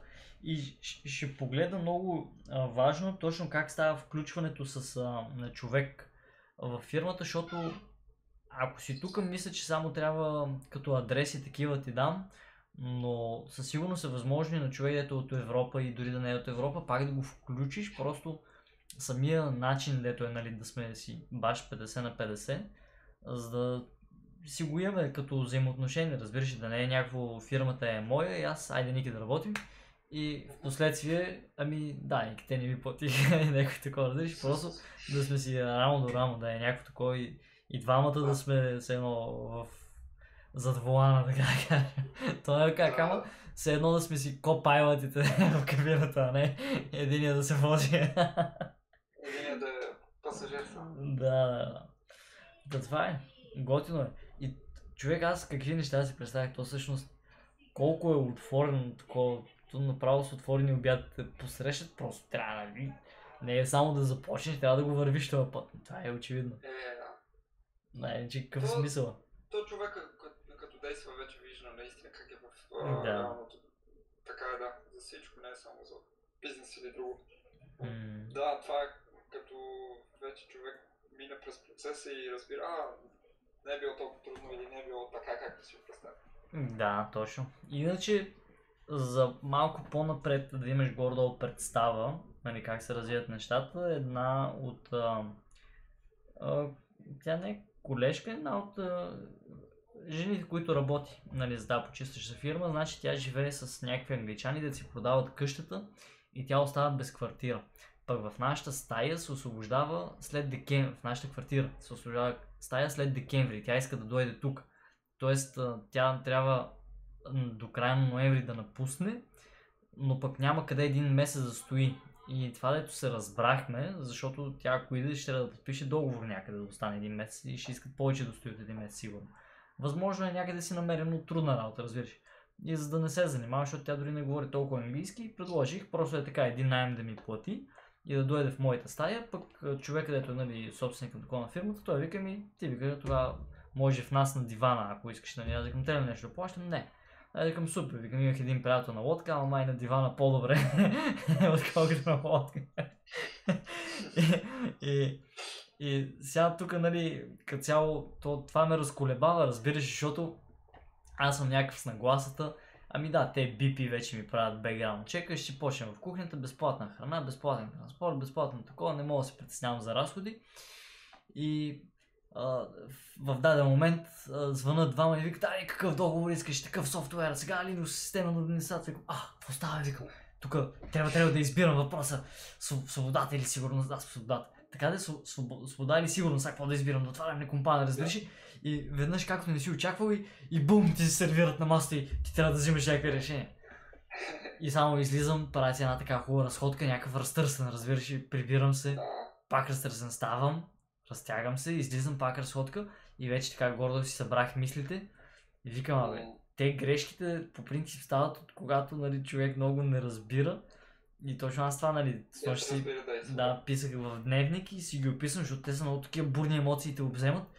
И ще описвам, значи, да, наистина, нали, пак избрах сигурността за това, че започнах процеса да такова ме наемат тия амбрела.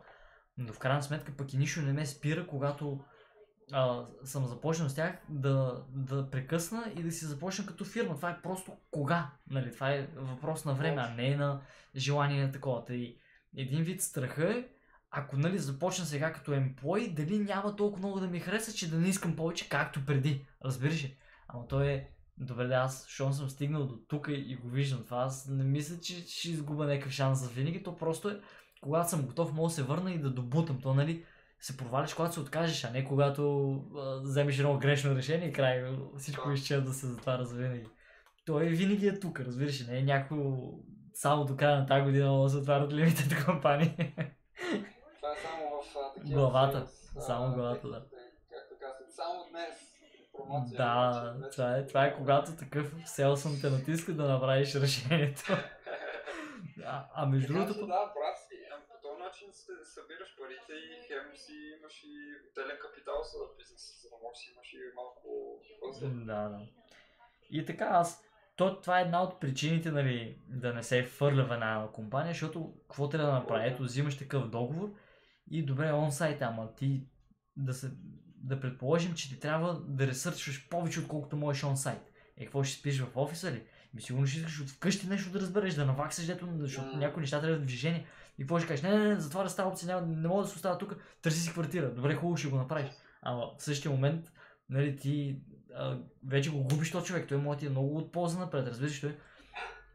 Защото ето, нали, примерно, като се освободи става, ще дойде за какво трябва на някакво да остава такова, като ти уж ми обещава, пък такова, защото тя сам не търси, разбираш, тя вече разчита на това. И трябва да си държиш на думата понякога, нали, сам наистина това е шанса на живота ми, другото такова, обаче в повечето случаи от такива хора, дето наистина им падне възможност и преебът някой от егоизъм, те после съвестта им ги изяжда и някъде по пътя пак се спъват, защото са действали толкова резко и са загърбили другите в процеса, разбираш ли? Защото Точно. те, нали, въпреки че виждат смисъл да го направят, осъзнават как техните действия носят някакви последствия за живота на другите и това ги изяжда вече. Ефект на доминото се получава. Да, то може да не е веднага, но ще настигне. Това е идеята. И... Абе, правилно си направим, сам не е опрям може да колко по-добре, по-сигурно за сега, за да се събереш пари. То и аз така трябва да направя, защото... Знаеш едно от най-големите неща, да ме грабна. Значи, аз отидох толкова небрежно на това интервю, човек. Значи, това не мога да си представя, че... Да, не мога да си представя, че се навия на мяж в кухнята, да чистиме кухнята там. От 8:15 до 3:45 след обед, аз тази работа просто е така, пуснах, разбирам, нали, какво толкова има, нали, в тази работа и да ви, нали, ще вземат. И те, хората с някой такова, защото тя фирмата е американска, ама мисля, че жената е англичанка и тя направо си каза на интервюто, ще те взема. Значи на мене до сега никой на интервю не ми е казал така, нали, имам още едно интервю, обаче сигурно ще вземе тебе, да си знаеш. Разбираш, това е такъв, нали, такова, да, нали, те предразполага да идеш, а то не е някакво умряло място, разбираш, едва ли не, отиваш колата. Това си е там, където са учените и разработват и ти просто си, нали, там в тази сграда, дето има като столова. И ти пак, нали, защото те, нали, са някакви, дето си тесен кръг, не е лесно да идеш там да работиш, разбираш. И то си има някакви такива готини, нали, като храни, такова направени, топли. И аз само си го представям, разбираш, качествена храна, сутрешен режим и се прибирам, готов вече, защото очите трябва да се напрегнат и готов да отворя, нали, да пиша код. Викам, викам това колко ми пасва. И те ти дават буквално всичко, което мога да поискаш от Blue Collar работа. Почива си, когато е празник, няма събота, неделя, знае си работното време, на всеки 4 седмици имаш и 4 седмици холидей. Разбираш, никакво усложнение не ти причинява живота. Казва си, това ти е задължението, върши си задължението, взимаш си правомощите, никой не те закача. И съм някакъв.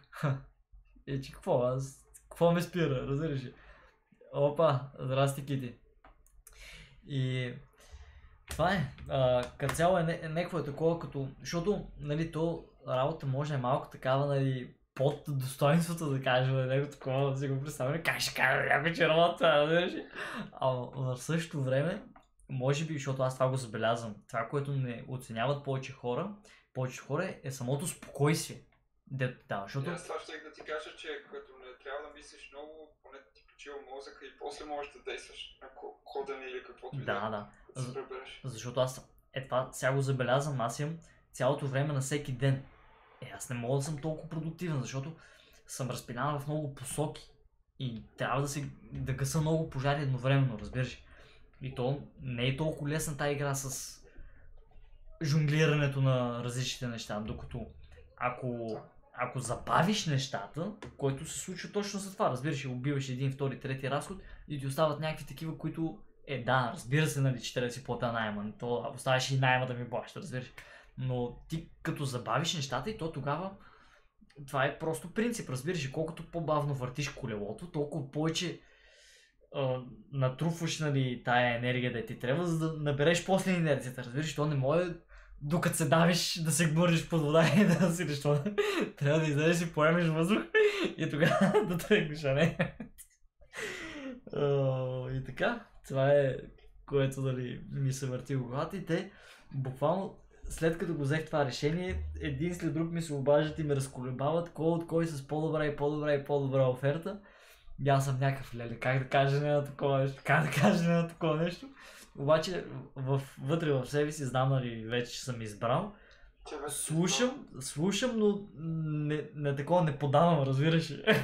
Просто виждам докъде могат да стигнат нещата, нали, вече когато си склонен, нали, такова да устоиш и то някакси ти се разкрива какво всъщност би могло да бъде, но в крайна сметка, нали, днес се обадиха за така работа в склад с алкохоли. 2600 паунда, ама от сутрин от 6 до 3:30 след обед, всеки ден 12 от понеделник до петък. Сега верно е, разбираш и правиш двойна крачка от едното, плащаш най 500 паунда, убити е разхода за храна и за транспорт и си афлоуд с 1000 паунда, ако не харчиш, разбираш. От другото, ето ти 6 от таковата, нали, ще платиш, нали, такова за храна, ама я си представи, че вместо да отивам с бус, отивам с колело. То не е далеч, аз вече съм ходил, разбираш, той е буквално до предишния склад това. И да кажем, че намериш някаква система, дето дори да не харчиш толкова за храна, ти си почти 2000 напред. Че аз толкова не съм взимал преди като работих в склад за същата работа, разбираш? Това означава се едно да отивам извънредно постоянно. В тази ситуация ти наистина правиш двойни крачки, разбираш, вместо да работиш 2 месеца за 2000, ти работиш почти 1 месец за тия пари. И си някаква дел, мамо, тук предложението е добро, разбираш? Но в същото време, нали, какво ще си причиниш повече стрес, за да печелиш по-бързо пари, да мога да спреш и после да имаш повече за харчене. Или всъщност аз вече съм видял, че парите не са толкова нужни и аз вече имам и опцията да си ги изкарам, разбираш? Защото нали, вече мога да отидем и по строежите.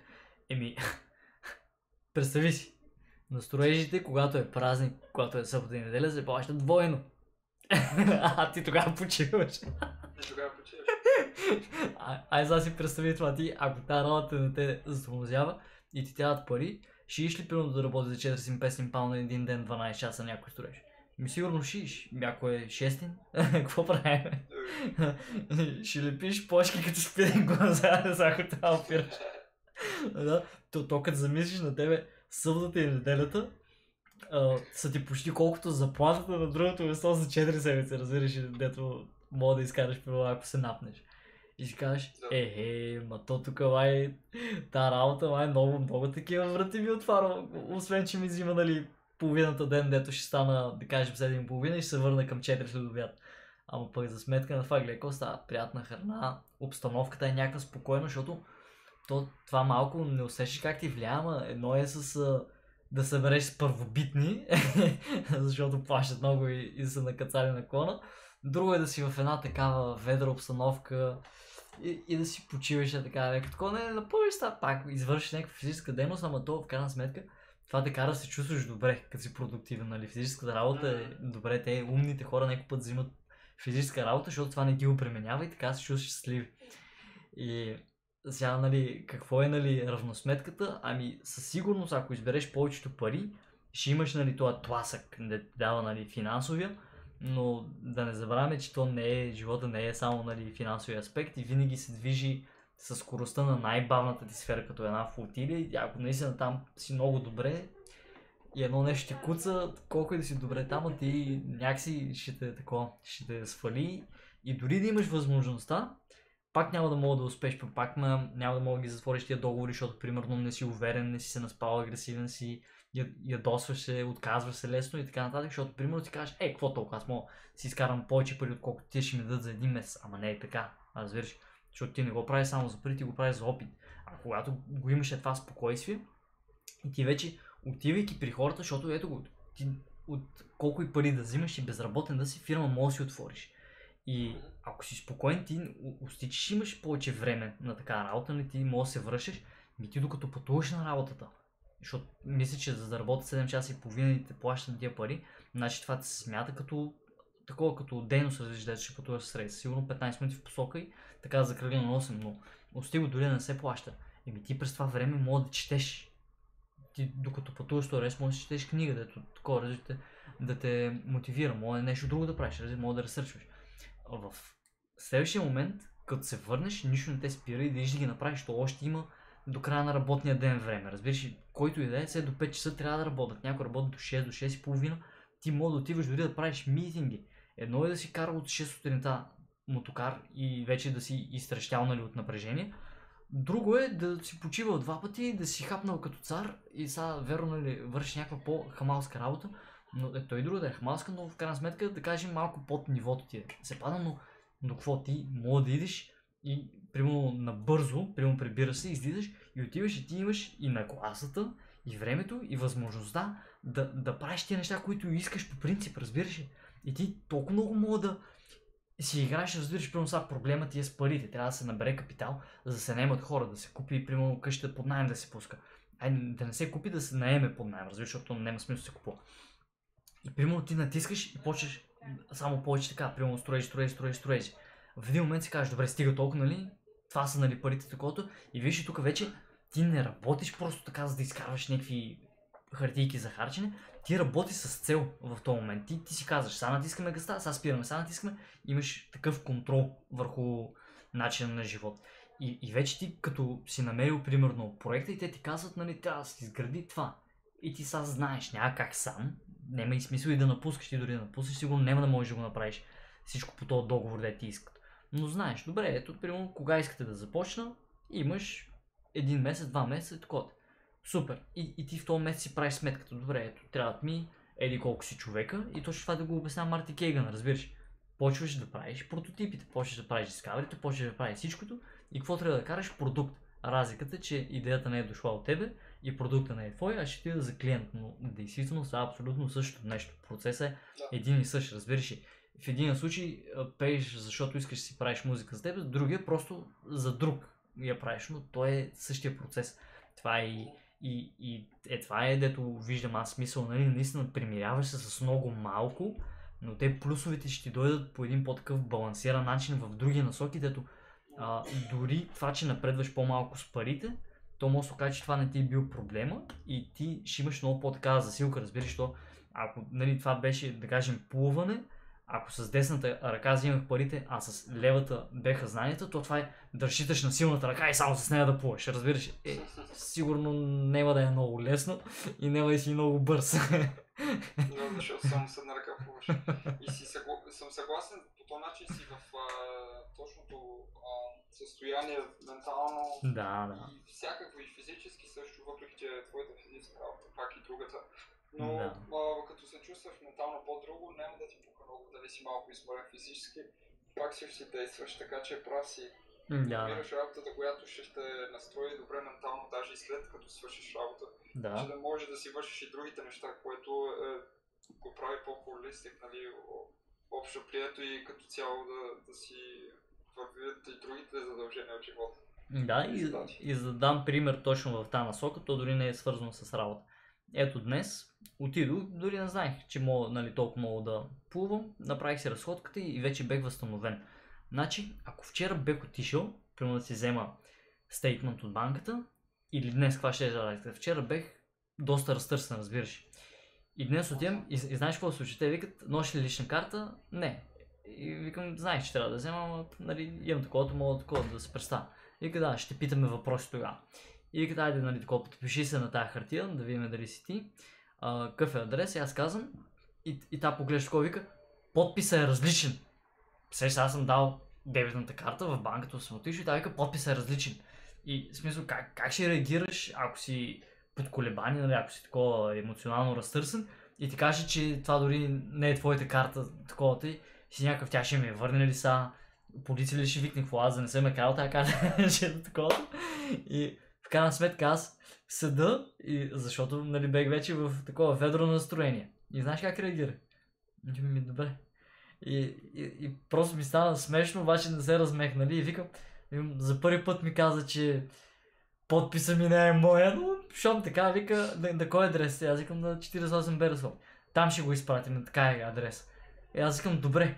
И просто седа, и тя още не ми е върнала, и аз седа. И вика, ето може да си вземе карта. Викам, благодаря.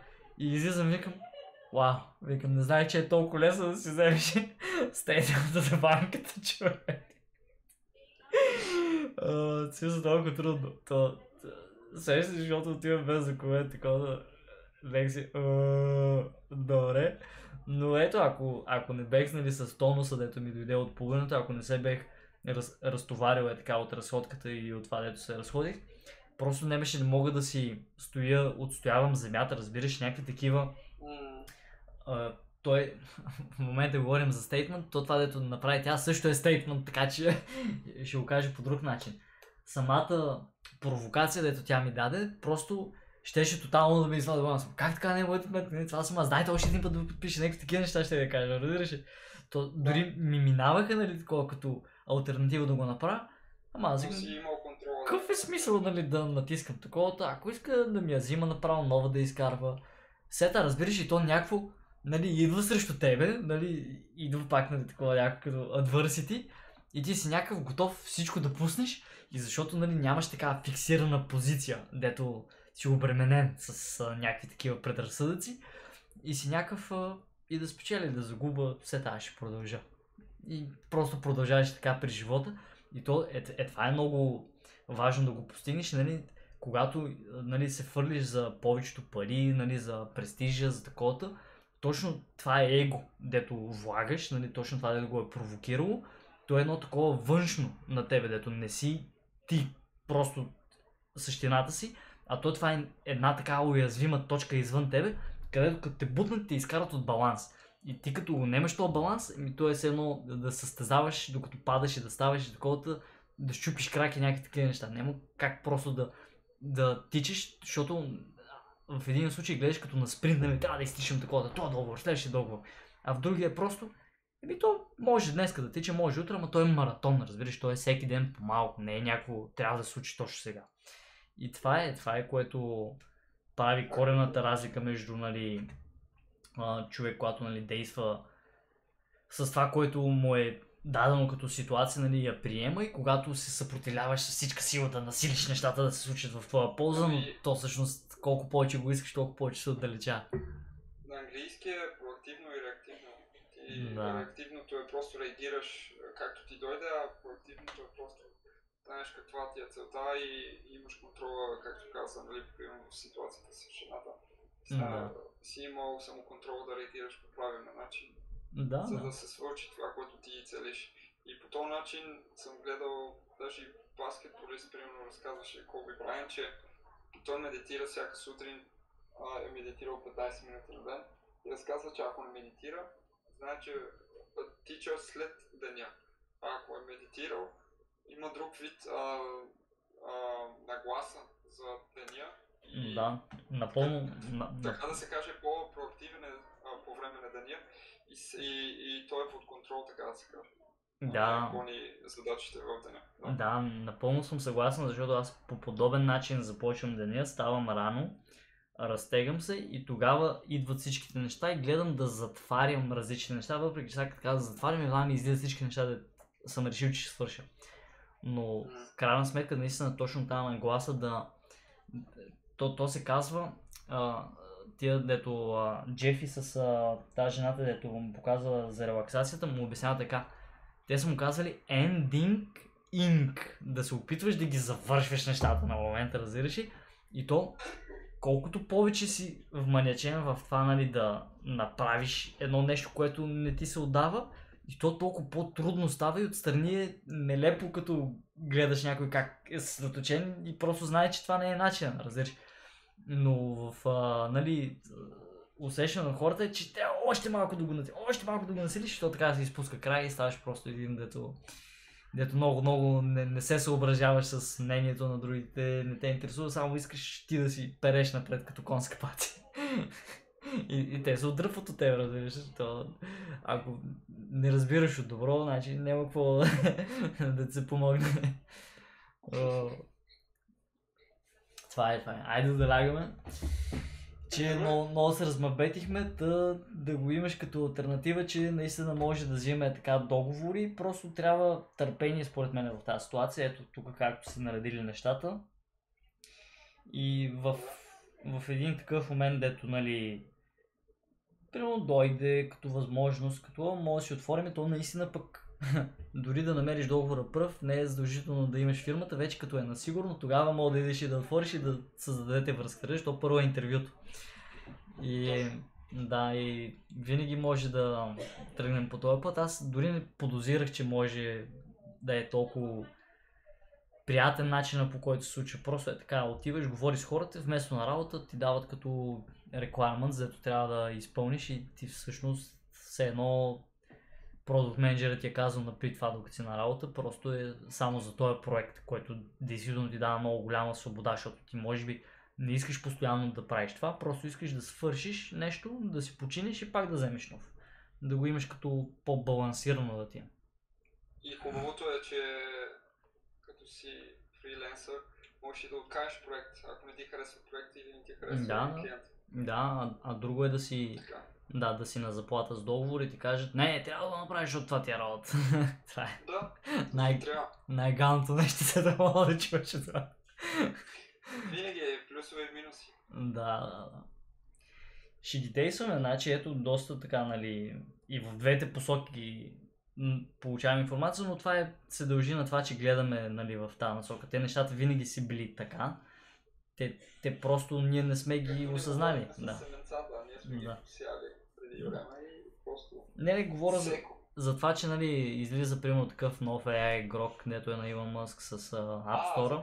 Да, ето. И това е семенце, посято е и си расте дървото и индустрията и технологията и фирмите, които излизат. Да, и виж, продуктите и пазара. Да, те някакси са едно вече много напредват, докато ние неща, които те вече са ги осъзнали, ето примерно сега как работят, нали, взимането на договори и такива, ние в момента се едно натрупваме познанието в тази сфера и те първо започваме да прохождаме, разбираш, ние не можем да се състезаваме с тия шампионите, не трябва първо да се научим да тичаме, после ще видим как ще къмпитваме. Да, ние вече сме тръгнали да ходим, то е, защото гледаме в тази посока, значи рано или късно ще дойде, то не е въпрос дали ще стане, то е въпрос кога точно ще се случи. Да, а като става дума и за фирмата под бизнес частта, човек просто трябва да регистрира фирма и после да направи така, че да има начин по който да му се плаща, т.е. разплащателен канал за клиента. Да отидеш с фирмата да отвориш. И също сметка, на която да отиват парите. Да отвориш. Да отвориш такова банков акаунт на самата фирма, да не е твоя. И после да го предоставиш. Да. Това е. И като се замислиш, че не ти трябва офис, защото примерно може от нас си го правим, или може да отиваш в офиса на клиентите. Значи, тук това е, не знам как го нарека, предприемачество под формата на работа. Въпреки че то, че е работа, но в интерес на истина си е точно така предприемаческа работа, защото ти не си обременен с това как точно да се свърши. На тебе ти е казано, че трябва да се свържи, нали? Това ти е договор сега. Може да има някакви клаузи, че трябва да си там, трябва да какво си да документираш, но в крайна сметка имаш и голяма свобода как ще го направиш. А между другото, като си имаме някой проект, каква ще е моята роля, за да знам в какво да се подобрявам също? Това да си силен. Помагам ли с фронтенда, с дизайна? Това да си силен. Аз това мисля, че е причината, нали, да имаме колаборация, защото ти примерно мога да направиш user experience много по-адекватно, отколкото аз бих разбрал, примерно като прочета един артикъл, защото те нещата се искат практис, разбираш.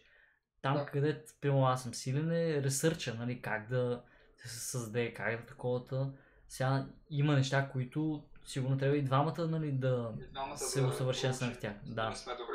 Да, но в интерес на истината, това, което един е силен в него, за какво трябва да играем по слабости.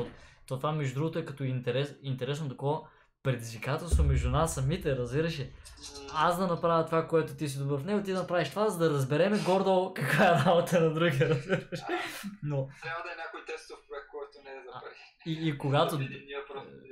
Не, това е когато дойде един такъв момент, в който толкова сме сигурни, че може да го направим, че наистина да си размениме ролите, за да изградим за едно още по-добър екип, като разбереме какво е от страната на другия. Искаш да кажеш, повече като не си ли гледал? Да, не си ли гледал, има едно детско там с не Фуриоко, май Фуриоко беше на Амида Маро. Едни такива мечове, да ти излизат такива като талисмани. Шаман Кинг се казва. Така. И нали имаха такъв компетишън и то дете им беше треньора, им каза, че трябва да ги победат без да използват шамана, дето е в оръжието, разбираш, без да го изкарват. Да, и те се биха, но можаха, накрая се относиха и изкараха и ги спухаха на тия слабите. И той вика, не успяхте. Да, защото, нали, като играеш според слабостта си, това те прави много по-силен следващия път, когато си заложиш със силната страна, защото те компенсира там, къде ти слаб. И е много полезен опит, той е дори такъв, защото аз лига съм играл.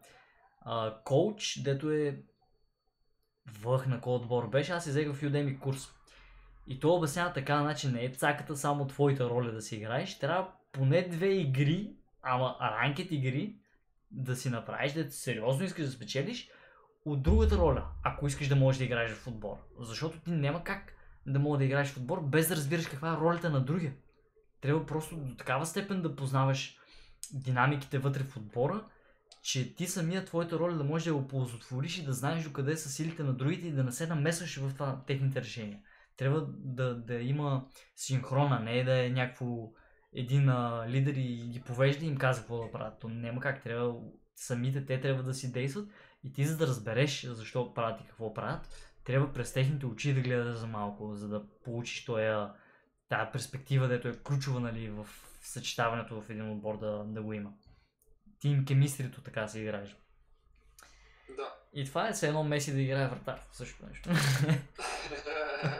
Или поне защита. Така да е някаква друга такова, дето да не му подава да вкарва, а той да подава или да спася. Вратар, он как е по-нисък, не знам. Имало иначе бащи ниски вратари, но в днешния футбол как са много точни. Както и да е. Да, но това е. Това е просто като пример за ситуация. Абе, интересна така игра е, определено. Развяната на ролите. Да. Айде, стига толкова. Да, стига толкова за днеска. Значи, викам да спирам и стрима и стана то направо цел подкаст. Да, то подкаст може да си го направим. Да. Ма не, кефиме как така. Споделяме, защото то наистина не е само в една такова тема да се забиваме, то е наистина всичко едновременно трябва да му обръща внимание. Това дори го каза Ричард Темпор, че трябва да имаш поглед на всичките неща, не е просто да забиеш главата в една точка и такова. Денков, добре дошъл. Ако само парите гледаш или само здравето си гледаш. Ама не бе, човек. Не като цялостен живот, то трябва да си върват нещата ръка за ръка. Ако не си гледаш здравето, пък после ще си назад с парите, защото колкото и да работиш, все ще го рухнеш. Да, така е. Трябва си има лимит. И обратното, ако пък само си гледаш здравето, а не изкарваш пари, няма да имаш пари, за да можеш да си поддържаш здравето и така. Да. Ами добре, айде лека вечер за сега. Ще прочита да ти кажа, нали, как стоят нещата, да можеш да се включиш в Limited компания, докато си в Германия, без да имаш, нали, адрес тук. И ще ти кажа, но 50 на 50, 6 паунда от тебе, 6 от мен и отварям. Добре. И така. 6 на 6. Да, айде. Чао, лека вечер. Айде, и се чувам. Чао.